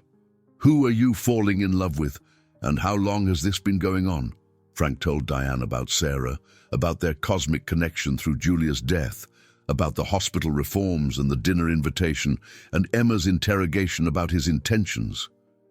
"So let me make sure I understand this," Diane said when he finished. "You met a woman 3 days ago who held Julia's hand when she died. You gave her a job running a $50 million hospital reform project, and now you are having dinner with her family and thinking about love. When you put it like that, it sounds completely insane." "Frank, it does not sound insane. It sounds like you are finally ready to start living again." Frank felt something tight in his chest begin to loosen. "Do you really think so?" "I think you have been punishing yourself for Julia's death for 5 years, working yourself into the ground and avoiding any possibility of happiness because you felt guilty about being alive when she was not. And I think this Sarah woman might be exactly what you need to forgive yourself and move forward. But Diane, what if I'm just projecting? What if I'm attracted to her because she represents some kind of closure about Julia, not because of who she actually is? Frank, you just spent 3 hours having dinner with her and her teenage daughter. Did you have a good time because you were thinking about Julia? Or did you have a good time because you enjoyed being with Sarah and Emma? Frank considered the question. During dinner, he had barely thought about Julia at all. He had been completely focused on Sarah's stories about her patients and Emma's opinions about environmental policy, and the way Sarah's face lit up when she talked about the changes they were implementing at the hospital. "I had a good time because I enjoyed being with them," he admitted. "Then stop overthinking it and see what happens." "But Frank, yeah? Do not hurt this woman. She sounds like she has been through enough, and if she is brave enough to trust you with her heart, you better be worthy of that trust." "I will be," Frank said. "I want to be." After he hung up, Frank sat in his empty apartment and allowed himself to imagine what it might be like to come home to Sarah and Emma instead of returning to silence and solitude every night. What it might be like to have someone to share his day with, someone who understood his work and supported his goals and challenged him to be better than he was. What it might be like to be part of a family again. The thought was both thrilling and terrifying, but for the first time since Julia's death, Frank felt ready to find out. He was falling in love with Sarah Adams, and instead of fighting it, he was going to embrace it and see where it led. Hopefully, it would lead to the kind of happiness he had thought was lost to him forever. The crisis hit St. Mary's Hospital at 2:30 on a Thursday afternoon, in the form of a multi-car accident on the interstate that sent 14 people to the emergency department within 20 minutes. Sarah was in her office reviewing staffing schedules when Helen Fitzgerald burst through the door, her face flushed with adrenaline and urgency. "Sarah, we need you in the emergency department now," Helen said. "Major trauma coming in, multiple casualties, and we are already at capacity." Sarah grabbed her stethoscope and followed Helen down the corridor, her mind automatically shifting into crisis management mode. This was exactly the kind of situation that revealed whether their new patient care protocols would work under pressure. The emergency department was controlled chaos. Paramedics wheeled in stretchers carrying victims with injuries ranging from minor cuts to life-threatening internal bleeding. Families rushed in behind them, crying and shouting questions that no one had time to answer. Sarah surveyed the scene and immediately saw the problem. They had enough medical staff to treat the patients, but they did not have enough people to manage the families and coordinate information flow. "Helen, activate the patient advocate protocol," Sarah called out. "Get someone assigned to each family immediately, and call Dr. Hamilton. We need him to coordinate triage." "Dr. Hamilton is already here," Helen replied. "But Sarah, the families are panicking. They do not know who to talk to or where to go for information." Sarah looked around the department and saw exactly what Helen meant. Wives were demanding updates on husbands who were still being evaluated. Parents were trying to follow their children into treatment areas where they could not go. Elderly relatives were standing in the middle of the chaos, looking lost and frightened. This was the human side of medical emergencies that traditional hospital protocols did not address. "Where is Frank?" Sarah asked. "In his office, I think. Should I call him?" "Yes." "Tell him we need him down here now." Sarah moved through the emergency department, stopping to speak with each family group and assign them to specific nurses who would serve as their primary contacts for information and support. "Mrs. Patterson, this is Nurse Rodriguez. She is going to stay with you and update you on your husband's condition every 15 minutes. If you have any questions or need anything, you ask her directly. Mr. Johnson, I am Sarah Adams, the Director of Patient Experience. Your son is being treated by our best trauma surgeon, and Nurse Kim is going to explain exactly what is happening and what you can expect." Frank appeared at her side just as she finished organizing the last family group. "What do you need?" he asked. "Help me prove that our patient care model works," Sarah said. "We have 14 trauma patients and probably 40 family members who are scared and confused and demanding information. Traditional protocol would be to keep the families in the waiting area and give them updates when convenient for medical staff. And our new protocol assigns each family a dedicated advocate who provides real-time information and support. But Frank, this is going to require every available staff member, including administrators who do not usually work directly with patients." Frank looked around the emergency department, taking in the organized chaos and the families who are now being actively cared for instead of just managed. "What do you need me to do?" "Take the Morrison family. Their daughter was driving the car that started the accident, and they are dealing with guilt and fear and the possibility that she might be charged with vehicular manslaughter. They need someone who can provide information and emotional support without being judgmental." Frank nodded and approached an elderly couple who were holding each other and crying quietly in the corner. Sarah watched him introduce himself and begin speaking with them in low, reassuring tones, and felt her heart skip with admiration. This was not just a CEO doing public relations. This was a man who understood that healing involved more than just medical treatment. For the next 4 hours, Sarah coordinated the most complex trauma response in St. Mary's recent history. Every patient received immediate medical attention. Every family received constant updates and emotional support. Every staff member worked beyond their usual responsibilities to ensure that no one felt abandoned or forgotten. Dr. Hamilton approached her as the last patient was admitted to the ICU, and the last family was settled in the waiting area with clear information about what to expect. "Sarah, I owe you an apology," he said. "When you first explained these patient advocacy protocols, I thought they were idealistic nonsense that would interfere with actual medical care.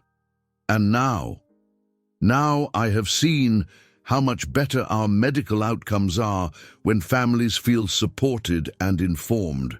The patients we treated today were calmer, more cooperative, and less likely to panic because their families were not panicking. Your protocols did not interfere with medical care. They enhanced it." Sarah felt a surge of vindication mixed with exhaustion. "Thank you for saying that. Sarah, what you accomplished today was remarkable. We provided better patient care and better family support than this hospital has ever provided during a major trauma event. And we did it without additional staffing or resources, just by reorganizing how we approach patient care." Frank appeared at Sarah's side, looking as exhausted as she felt, but smiling with genuine pride. "The Morrison family wanted me to thank you personally," he said. "Their daughter is going to be fine, and they said the support you provided made the difference between the worst day of their lives and a day when they felt cared for during a crisis." Sarah looked around the emergency department, which had returned to its normal level of controlled activity. Every family had been reunited with their loved ones or given clear information about treatment plans. Every patient had received excellent medical care while being treated with dignity and respect. "We did it," she said softly. "We actually proved that compassionate care and efficient care are not mutually exclusive." "You did it," Frank corrected. "This was your vision, your planning, your leadership." "No, Frank, we did it together. You supported the protocols, you authorized the resources, and you personally cared for families who needed help. This was a team effort." Frank looked at her with an expression that made her heart race, and Sarah realized that something significant had shifted between them during the crisis.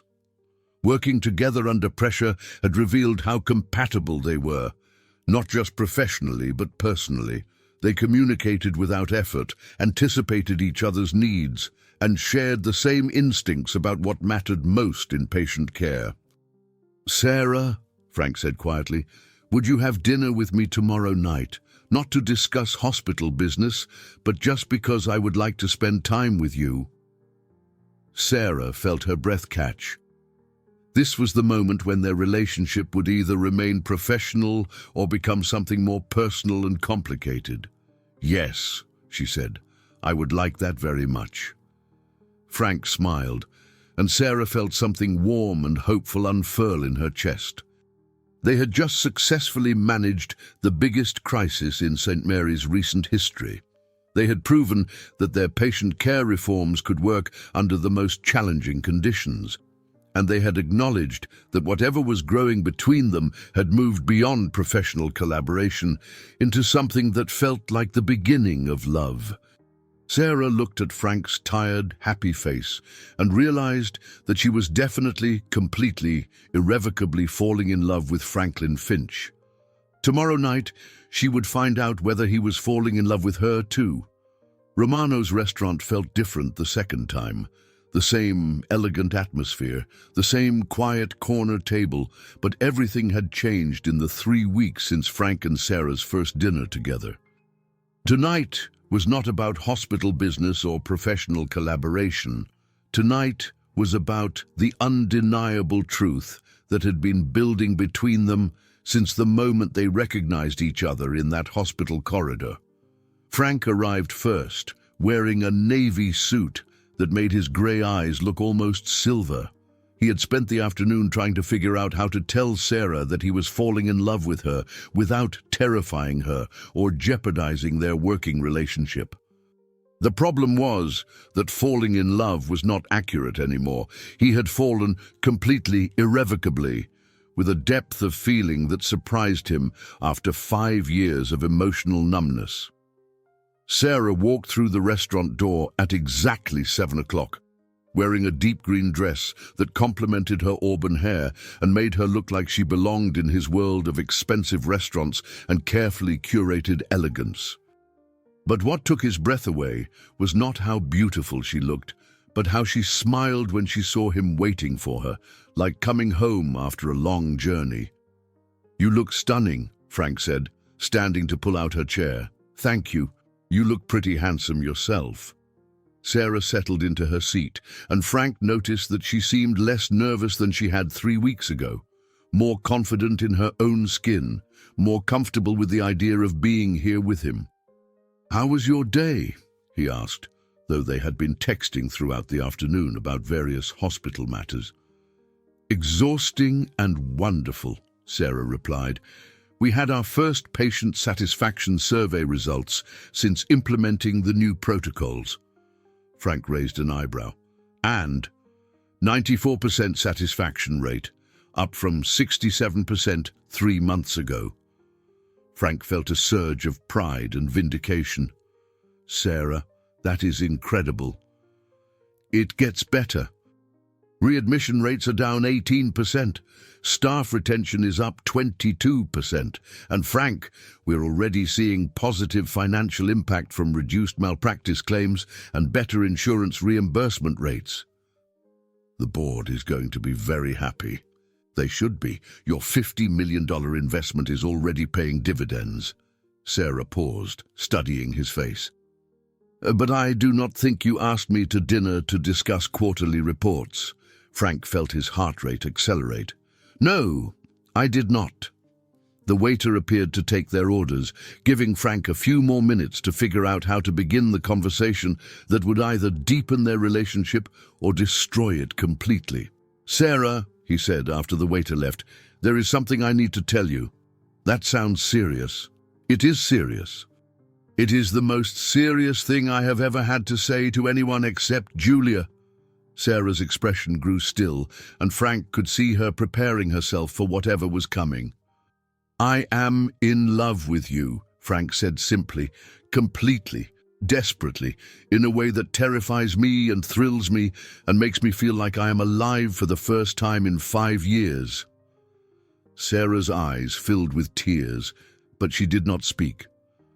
"I know this complicates everything," Frank continued. "I know we work together, and I'm technically your boss, and we have a professional relationship that could be damaged by personal feelings.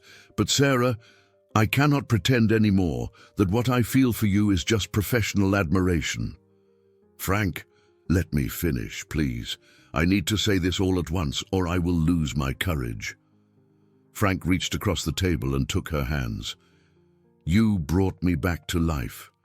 Not just because you were kind to me when everyone else treated me like garbage, but because you reminded me what it feels like to care about something bigger than my own grief. You showed me that it is possible to honor Julia's memory by building something beautiful instead of just surviving something terrible." Tears were running down Sarah's cheeks now, but she was smiling. "I love your intelligence and your compassion and your courage. I love the way you fight for patients who cannot fight for themselves. I love watching you work because you are brilliant at what you do. And I love the way you make me want to be a better man." Frank paused, his heart pounding so hard he was sure she could hear it. "I love Emma's wit and wisdom, and I love that you raised a daughter who thinks protecting your happiness is her personal responsibility. I love your modest apartment and your homemade pizza and the way you fall asleep on the couch when you have been working too many double shifts." Sarah laughed through her tears. "You have been paying attention."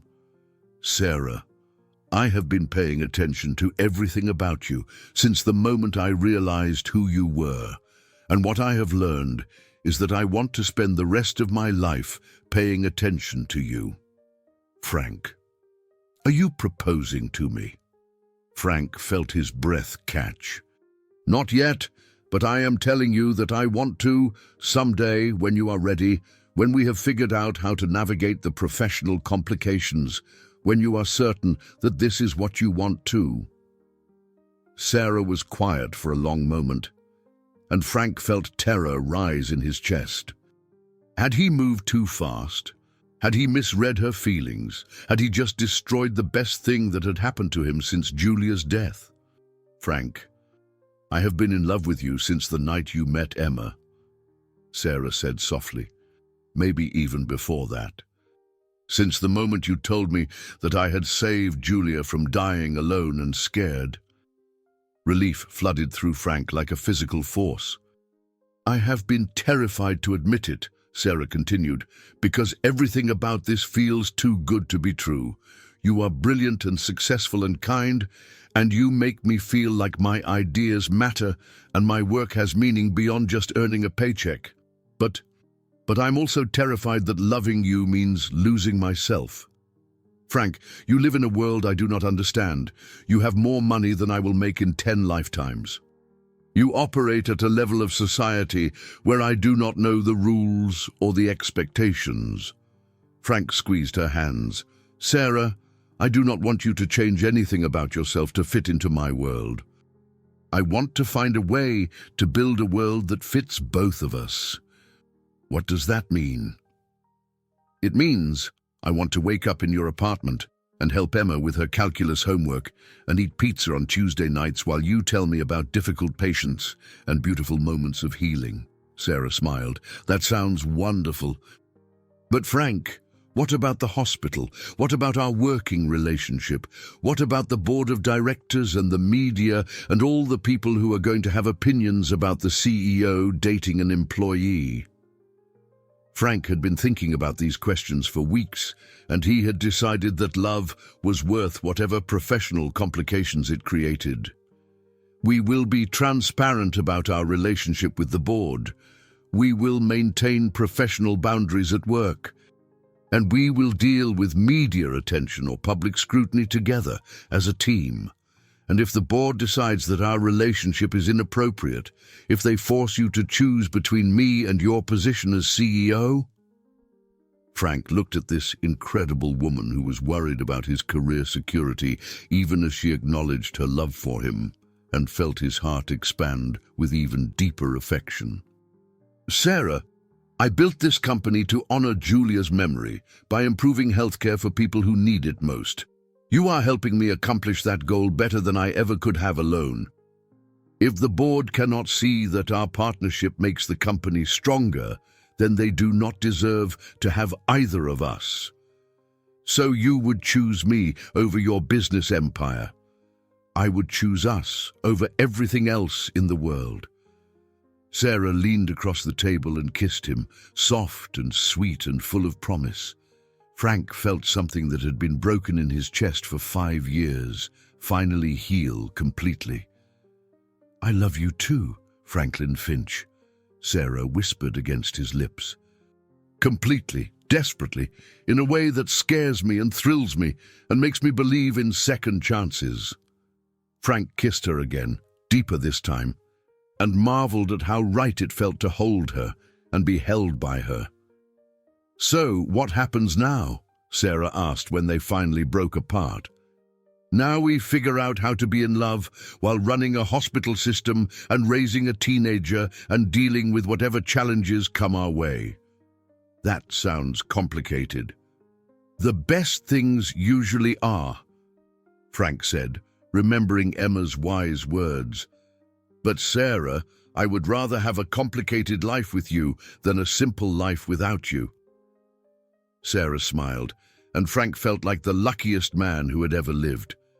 They spent the rest of dinner making plans and sharing dreams and talking about the future, with the kind of hopeful excitement that Frank had thought was lost to him forever.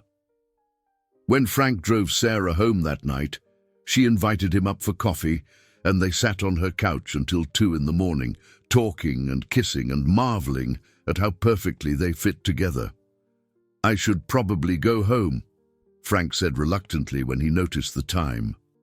"Probably," Sarah agreed, making no move to let go of his hand. "Emma will be up early for school, and she does not need to see me doing the walk of shame in yesterday's clothes." Sarah laughed. "Frank, Emma already knows we are in love. She figured it out about 10 minutes after meeting you. Still, I want to do this right. I want to earn her respect and your trust and prove that I am worthy of being part of your family." Sarah kissed him one more time, slow and thorough and full of love. "You already are part of our family, Frank. You have been since the moment you chose to build something beautiful instead of tearing something down." Frank drove home with his heart full of hope and his mind spinning with plans for their future together. He was in love with Sarah Adams, and she was in love with him, and for the first time since Julia's death, he believed that his life was going to be full of joy instead of just purpose.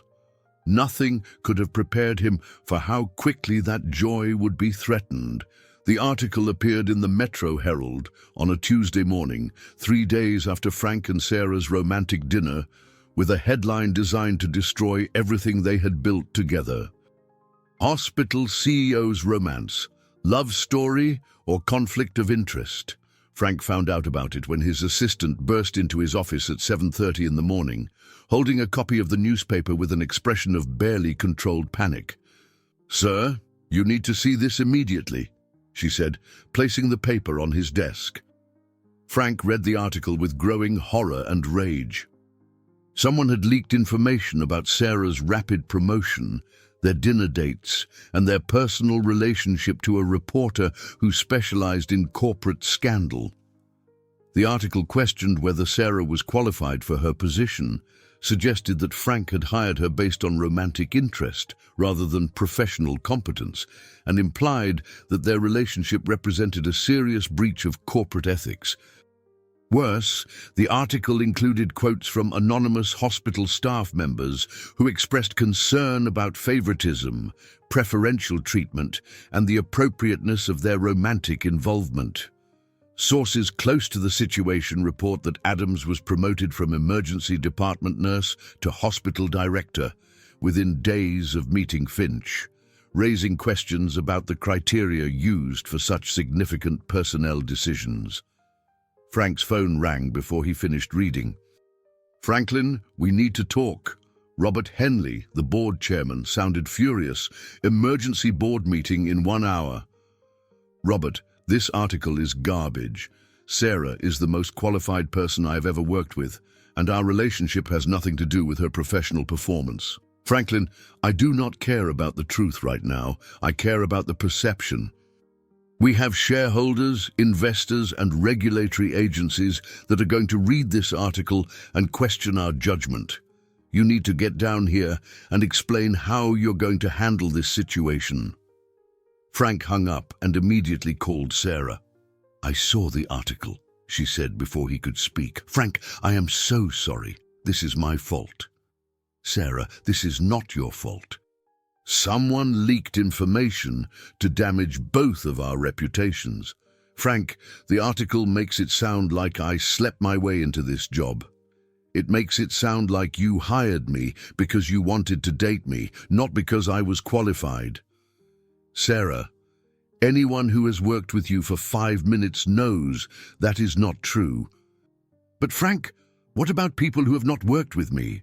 What about the board of directors and the media and the regulatory agencies that oversee hospital operations? What if they believe this version of events?" Frank could hear the pain and fear in her voice, and he felt murderous rage toward whoever had done this to her. "Sarah, where are you right now?" "At home. I called in sick because I could not face walking into that hospital and having everyone stare at me and whisper about whether I earned my position or just got lucky with my love life. I am coming over." "Frank, no. If there are reporters watching, the last thing we need is for them to get photos of you at my apartment." Frank looked out his office window and saw a news van parked across the street from the hospital. "It is too late for that," he said grimly. "Sarah, I'm going to fix this. I promise you. I'm going to find out who did this, and I'm going to make sure everyone knows the truth about your qualifications and your character."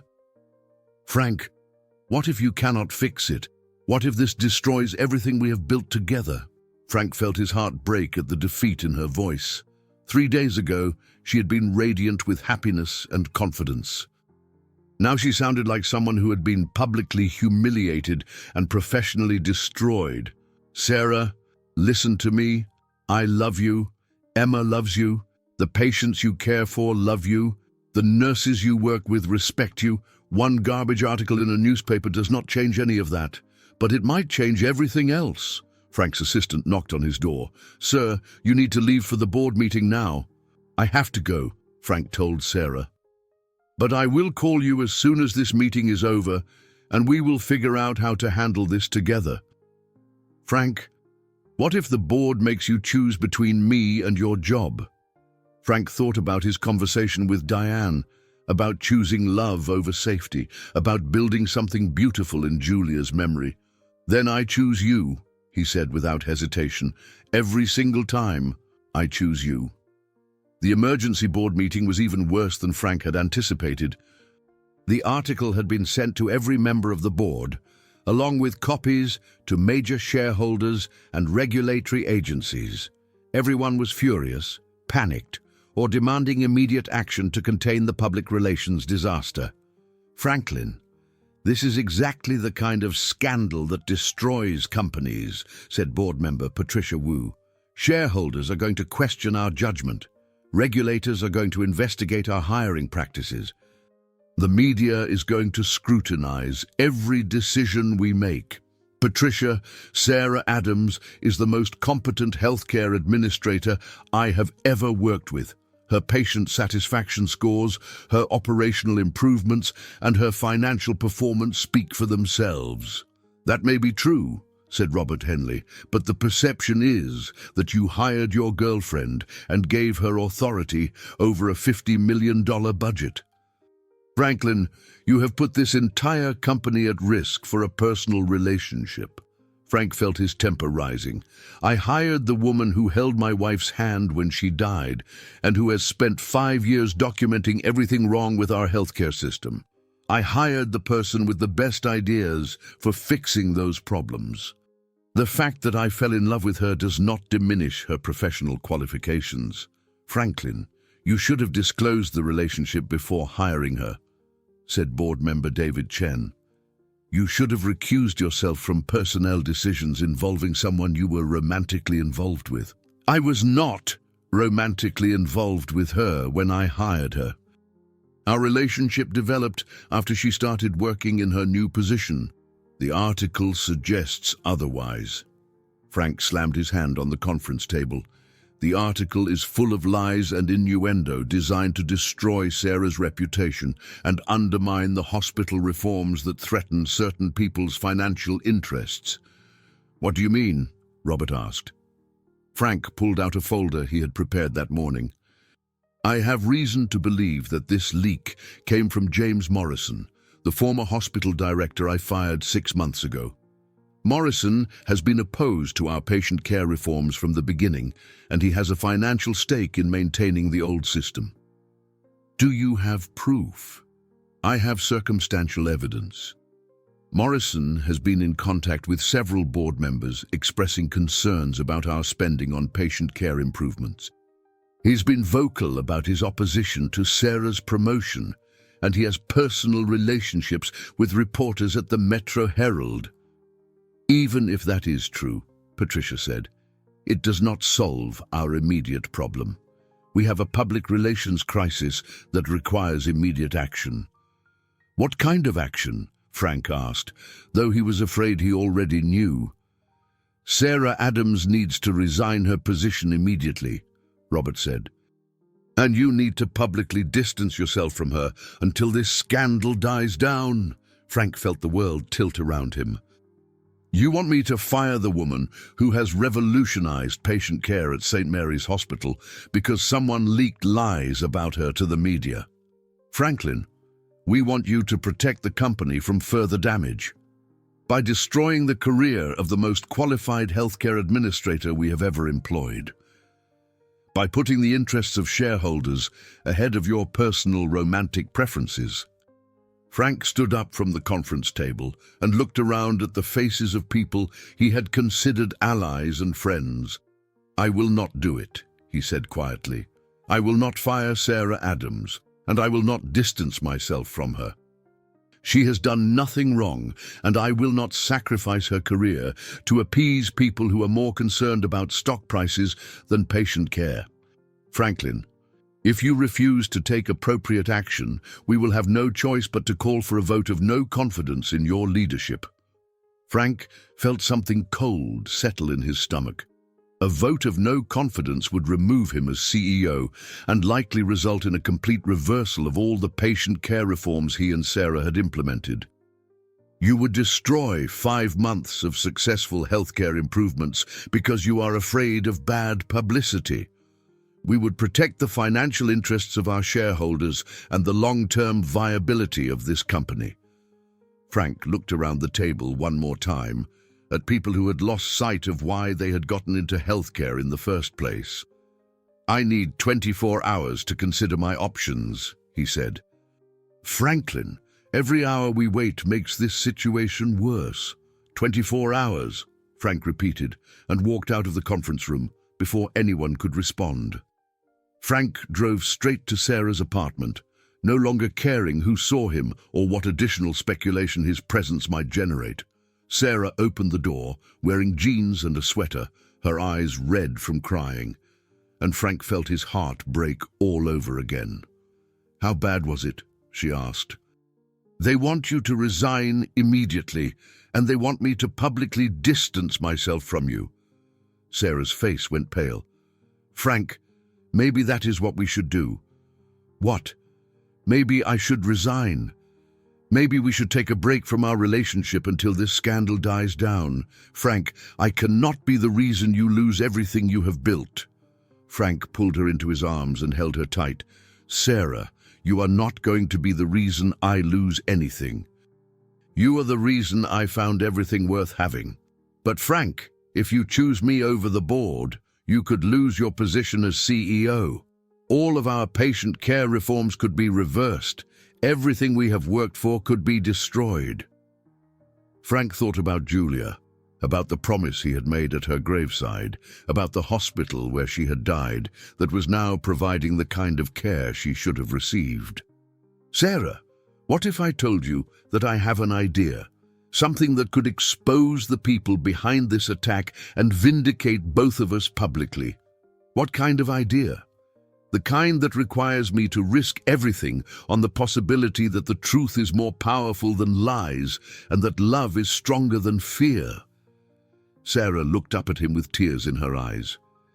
Frank, what are you thinking? I am thinking that it is time to stop playing defense and start playing offense. I'm thinking that James Morrison picked the wrong people to destroy. Frank kissed her forehead and held her close, already planning the most important press conference of his life. Tomorrow, he would bet everything on the power of truth and the strength of love. Tomorrow, he would prove that some things were worth fighting for, no matter what the cost.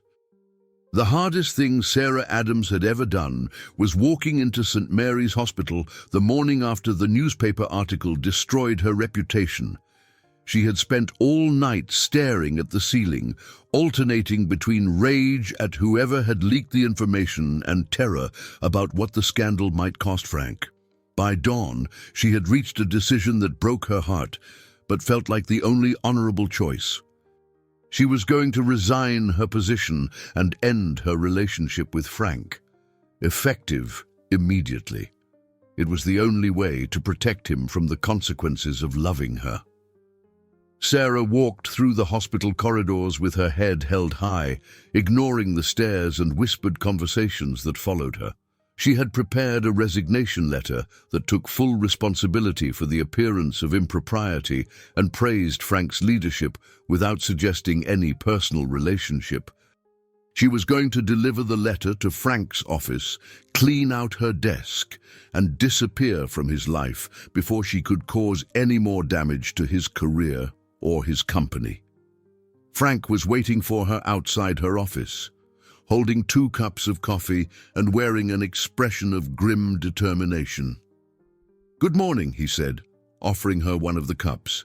"Frank, we need to talk." "Yes, we do, but not here."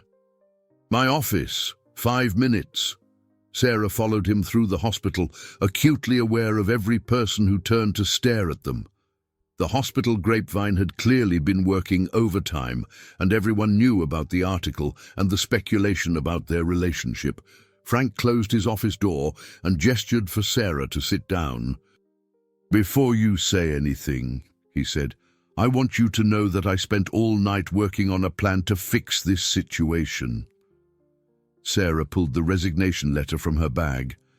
"Frank, I've spent all night working on a plan too."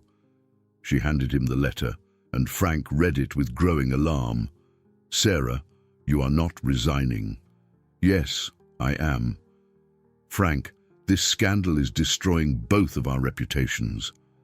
If I remove myself from the situation, you can distance yourself from the controversy and focus on protecting the hospital reforms. Sarah, if you resign, it validates every lie in that article. It makes you look guilty of something you did not do. Frank, I'm guilty of falling in love with my boss. That is exactly what the article accuses me of. The article accuses you of sleeping your way into a job you were not qualified for. We both know that is not what happened." Sarah stood up and walked to the window, looking down at the parking lot where news vans were still stationed. "Frank, it does not matter what we know. What matters is what the board believes, what the media reports, what the public thinks. And right now, all of those people think I am an unqualified nurse who manipulated a grieving widower into giving me a job I did not earn." Frank joined her at the window and took her hands. "Sarah, what if I told you that I have a way to prove that this attack on you was orchestrated by someone with financial motives for destroying our reforms?" "What do you mean?" Frank pulled out a folder filled with documents and printouts. "James Morrison, the former hospital director, has been systematically undermining our patient care initiatives since the day I fired him. He has financial investments in medical equipment companies that profit from the old system of processing patients quickly instead of caring for them comprehensively." Sarah studied the documents, seeing patterns of communication and financial transactions that suggested organized opposition to their reforms. "Frank, this proves that Morrison had motives for attacking us, but it does not prove that he was behind the newspaper article." "Actually, it does." Frank showed her email printouts and phone records. "Morrison has been feeding information to Metro Herald reporter Janet Collins for months. Every story she has written criticizing our reforms can be traced back to information that Morrison provided." Sarah felt a flicker of hope. "So, you think Morrison leaked the information about our relationship?" "I know he did. And Sarah, I have a plan to expose him and vindicate you publicly. But it requires you to trust me and give me 24 hours before you resign." "What kind of plan?" Frank took a deep breath. "A press conference. Tomorrow afternoon. I'm going to tell the complete truth about how you were hired, why you were qualified, what you have accomplished, and how our relationship developed. I'm going to expose Morrison's financial conflicts of interest and his campaign to undermine patient care improvements." Sarah felt her heart skip with anxiety. "Frank, that is incredibly risky. What if the press conference backfires? What if the media focuses on our relationship instead of Morrison's corruption? Then at least we will go down fighting instead of running away." Sarah thought about everything they had built together over the past 6 weeks. The patient satisfaction improvements, the staff morale increases, the financial benefits of compassionate care. All of it would be lost if she resigned and if Frank was forced out by the board. "Frank, what if this does not work? What if Morrison wins and we both lose our careers?" Frank cupped her face in his hands and looked into her eyes with absolute certainty. "Sarah, I would rather lose my career fighting for you than save my career by abandoning you." You are the best thing that has happened to me since Julia died, and I am not going to let some corrupt former administrator destroy what we have built together. But Frank, what about the board? What about the shareholders? What about your entire business empire? Julia used to say that some things are worth losing everything for. Love is one of those things. Truth is another. And the chance to prevent other families from experiencing what we experienced is the most important thing of all. Sarah felt tears running down her cheeks. Frank, I am terrified. So am I. But Sarah, I am more terrified of a world where good people run away when bad people attack them. I am more terrified of letting Morrison win than I am of fighting him and losing. Sarah looked at this man who was willing to risk everything to protect her reputation and their shared mission, and felt her love for him deepen beyond anything she had thought possible. What do you need me to do? I need you to not resign. I need you to show up to work tomorrow like you belong here, because you do belong here. And I need you to trust that truth and love are stronger than lies and fear. Sarah kissed him, soft and desperate and full of hope. Okay, she said, 24 hours. But Frank, if this does not work, if we lose everything we have built together, I want you to know that loving you has been worth it. Sarah, we are not going to lose everything. We are going to win. And tomorrow night, we are going to celebrate by ordering pizza with Emma and planning our future together. Sarah smiled through her tears, and for the first time since reading the newspaper article, she allowed herself to believe that everything might actually be okay. Frank was going to fight for her. He was going to fight for them. And tomorrow, the whole world would know that some love stories are worth fighting for. Frank had not slept in 36 hours. He had spent the night preparing for the most important press conference of his life, reviewing documents, practicing statements, and calling in favors from journalists who owed him for previous exclusive interviews. He had also spent considerable time on the phone with his sister Diane, his legal team, and a private investigator who had helped him document James Morrison's financial conflicts of interest. Now, standing in the conference room of St. Mary's Hospital at 2 o'clock on a Wednesday afternoon, surrounded by reporters, television cameras, and hospital staff, Frank felt remarkably calm. This was either going to be the biggest triumph of his career or the most spectacular failure. Either way, he was fighting for the woman he loved and the principles he believed in. Sarah sat in the front row, wearing a navy blue suit that made her look professional and confident despite the stress of the past 2 days. Emma sat beside her, having insisted on attending to support her mother during what might be the most difficult moment of her professional life. The hospital conference room was packed with reporters from every major news outlet in the region, board members who looked varying degrees of nervous and furious, and hospital staff who had requested permission to attend. Frank stepped up to the podium and looked out at the crowd, feeling Julia's presence like a blessing and Sarah's love like armor. Ladies and gentlemen, thank you for coming. I have called this press conference to address the recent media coverage of personnel decisions and personal relationships at St. Mary's Hospital, and to provide facts that I believe are essential to understanding the truth of this situation. Frank paused, looking directly into the television cameras. 6 months ago, I acquired St. Mary's Hospital as part of my commitment to improving healthcare delivery in our community. This hospital holds particular significance for me because my wife, Julia Finch, died here 5 years ago due to inadequate medical care. A murmur went through the crowd. Frank had never publicly discussed Julia's death or his personal motivations for acquiring healthcare facilities.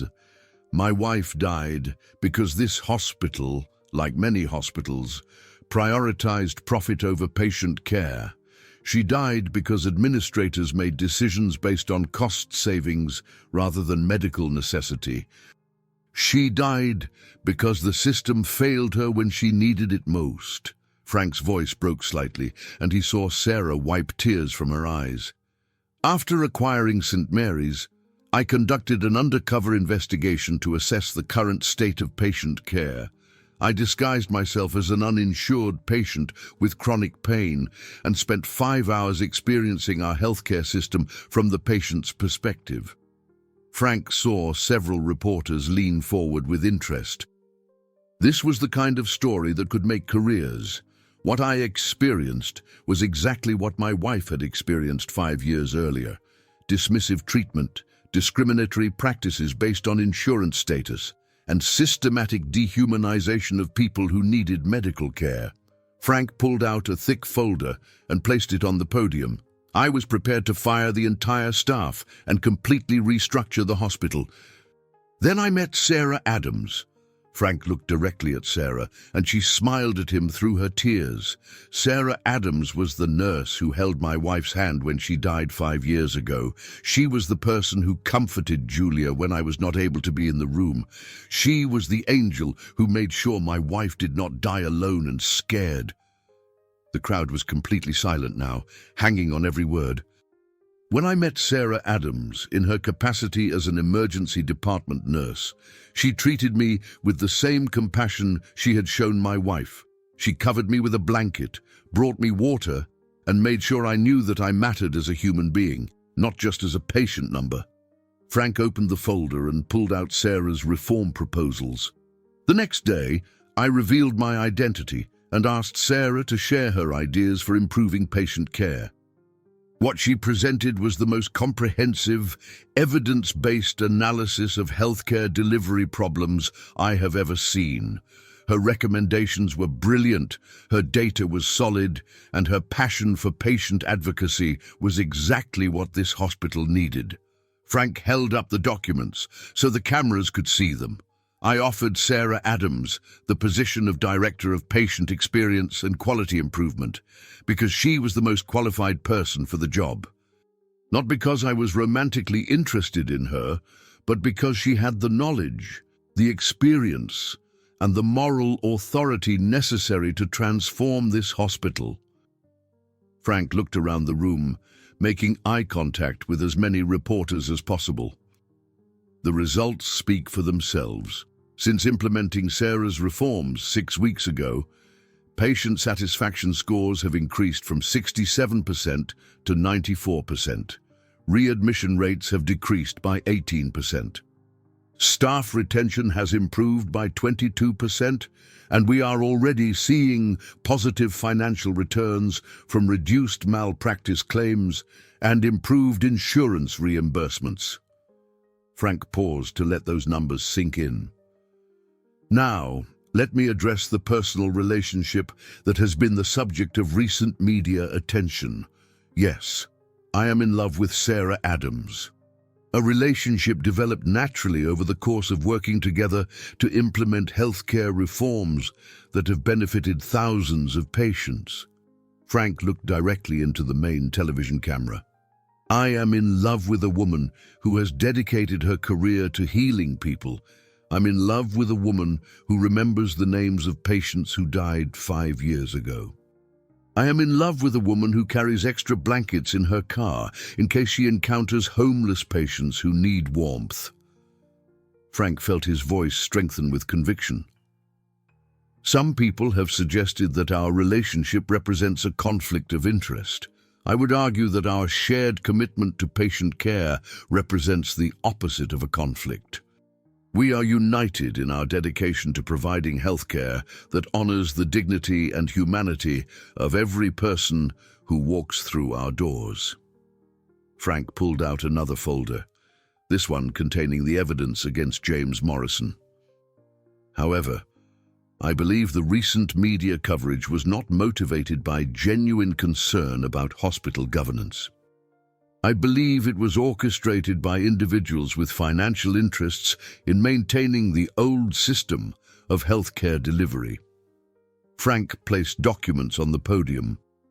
James Morrison, the former director of St. Mary's Hospital, has been systematically working to undermine our patient care reforms since the day I terminated his employment. Mr. Morrison has financial investments in medical equipment companies that profit from high patient turnover and minimal care protocols.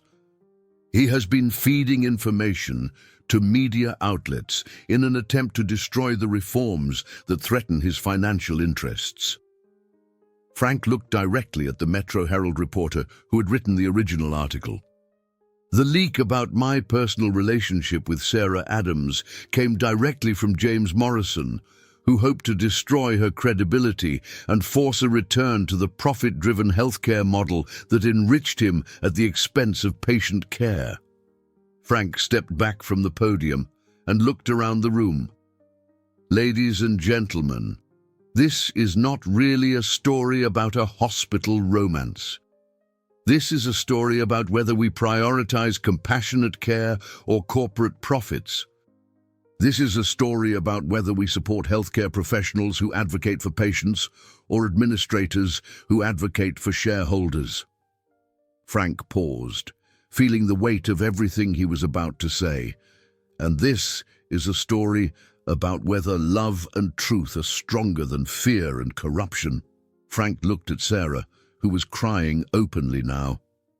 Sarah Adams is not just the director of patient experience at St. Mary's Hospital.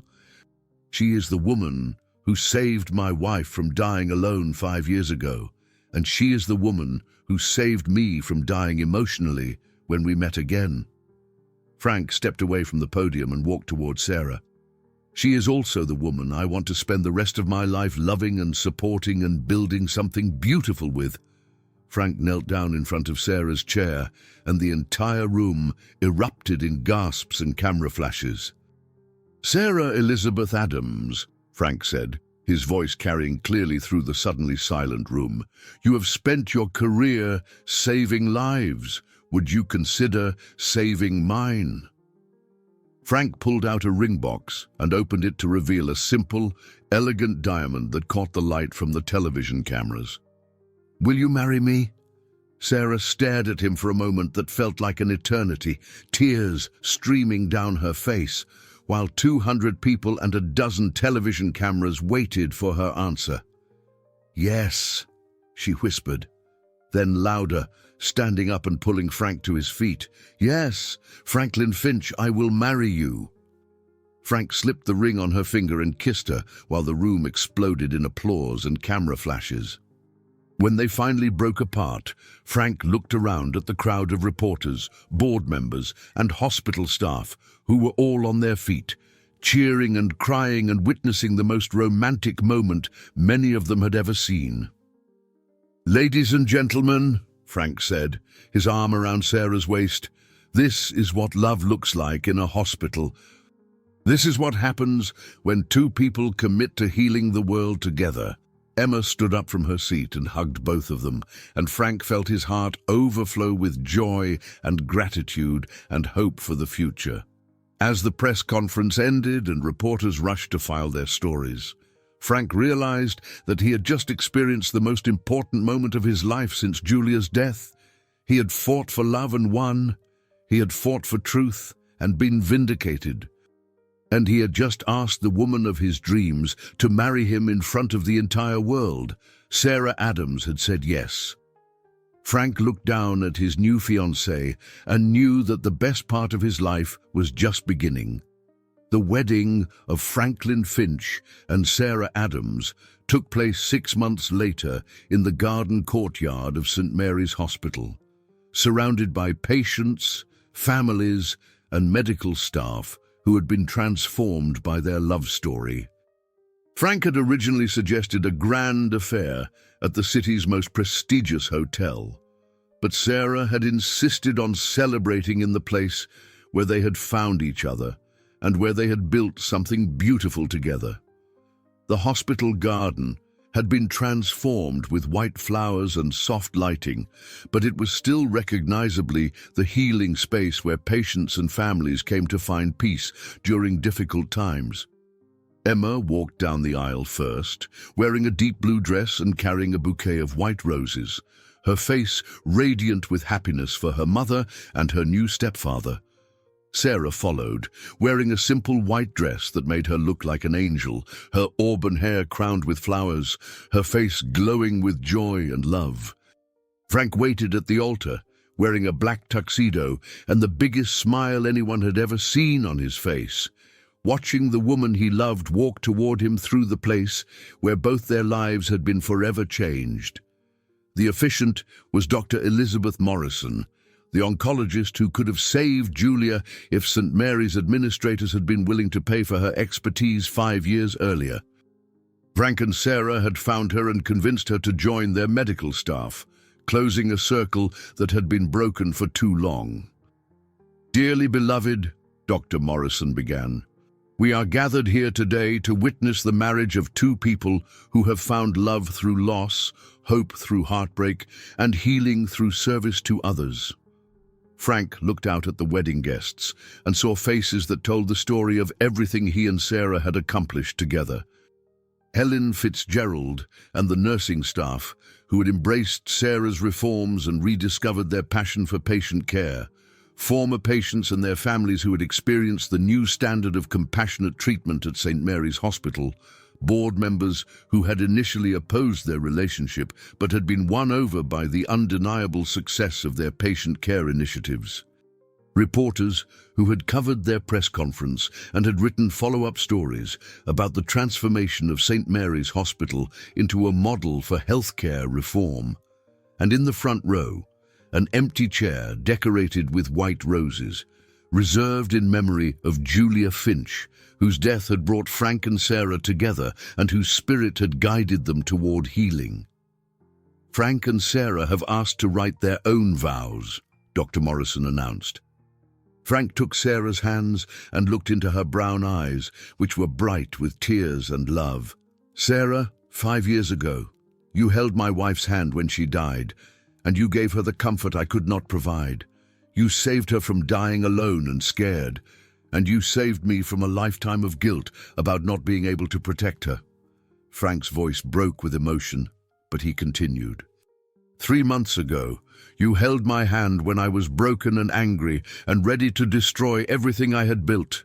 You saved me from my own bitterness and showed me that love is stronger than grief, that hope is more powerful than fear, and that building something beautiful is always better than tearing something down." Frank squeezed her hands.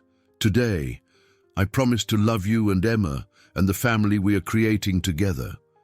I promise to support your dreams and share your burdens and celebrate your victories. I promise to be worthy of the trust you have placed in me and the love you have given me." Frank's voice grew stronger. "And I promise to spend the rest of my life working beside you, to heal people who are hurting, to comfort families who are afraid, and to build a world where everyone receives the care and compassion that Julia should have received." Sarah was crying openly now, but her voice was clear and strong when she began her vows. "Frank, when I held Julia's hand 5 years ago, she talked about you constantly. She told me about your kindness, your dedication, your love for healing people, and your commitment to making the world better. She told me that losing you would be the only thing worse than dying." Sarah wiped tears from her eyes. "When I met you again 3 months ago, I saw the man Julia had described, but I also saw someone who had been broken by loss and was ready to give up on hope. You trusted me with your pain and your dreams, and you gave me the chance to turn 5 years of frustration into meaningful change." Sarah's voice grew confident and joyful. "Today, I promise to love you with the same fierce dedication you showed Julia. I promise to support your dreams and challenge your fears and celebrate the remarkable man you are. I promise to be your partner in healing and your companion in joy." Sarah looked around at the hospital setting of their wedding. "And I promise to spend the rest of my life working beside you to ensure that no patient dies alone, no family feels forgotten, and no one who needs healing is treated as anything less than a precious human being deserving of our very best care." Dr. Morrison smiled as she pronounced them husband and wife, and Frank kissed Sarah with all the love and gratitude and hope that had been building in his heart since the day she covered him with a blanket and told him he was not forgotten. The reception took place in the hospital cafeteria, which had been decorated with flowers and transformed into a celebration space. Patients who were able to leave their rooms came down to congratulate the couple, and families who had been helped by their reforms shared stories of the difference their love had made in their lives. Emma gave a speech that made everyone cry with laughter and joy. "My mom has always been the kind of person who brings home stray cats and feeds hungry neighbors and works double shifts because she cannot say no to people who need help," Emma said. "Frank is the first person I have ever seen who not only appreciates those things about her, but who has the power to help her do them on a massive scale." Emma raised her glass. "To Frank and Sarah, who proved that sometimes the universe knows exactly what it is doing when it brings two people together at the exact moment they need each other most." As the evening wound down and guests began to leave, Frank and Sarah walked through the hospital corridors together, visiting patients and sharing their joy with people who were fighting their own battles with illness and fear. "Mrs. Patterson, how are you feeling tonight?" Sarah asked an elderly woman who had been admitted for heart surgery earlier that week. "Much better, dear, and congratulations on your wedding. Everyone is talking about it. You have given us all hope that beautiful things can happen even in hospitals." Frank and Sarah continued their rounds, stopping in the pediatric ward to visit children who had asked to see the bride and groom from the news, and ending in the emergency department where their love story had begun. Helen Fitzgerald was working the night shift, and she hugged them both with tears in her eyes. "You two have transformed this place," she said. "Not just the policies and procedures, but the heart of it. People believe in healing again because they have seen how powerful love can be." Frank and Sarah walked to the spot where they had first recognized each other, where Sarah had given Frank her heat pack, and where their cosmic connection had been revealed. "Are you happy?" Frank asked, taking his new wife in his arms. "I am happier than I ever thought possible," Sarah replied. "Frank, 6 months ago, I was a nurse with a notebook full of impossible dreams. Today, I am the wife of the man I love and the director of a hospital system that is changing the way healthcare is delivered." Frank kissed her forehead. "Sarah, 6 months ago, I was a broken widower with more money than purpose. Today, I am the husband of the most remarkable woman in the world and the partner of someone who is making the world better every single day." They stood together in the place where their story had begun, surrounded by the healing work they had built together, and Frank felt Julia's presence like a blessing on their marriage. "She would be so proud of what you have built," Sarah said softly, understanding exactly what Frank was thinking. "She would be so grateful to you for saving me from myself and helping me remember why this work matters." Frank and Sarah walked out of St. Mary's Hospital hand in hand, ready to begin their honeymoon and their married life together. Behind them, the hospital they had transformed continued its work of healing and hope, serving patients and families with the compassion and excellence that Frank and Sarah had fought to establish.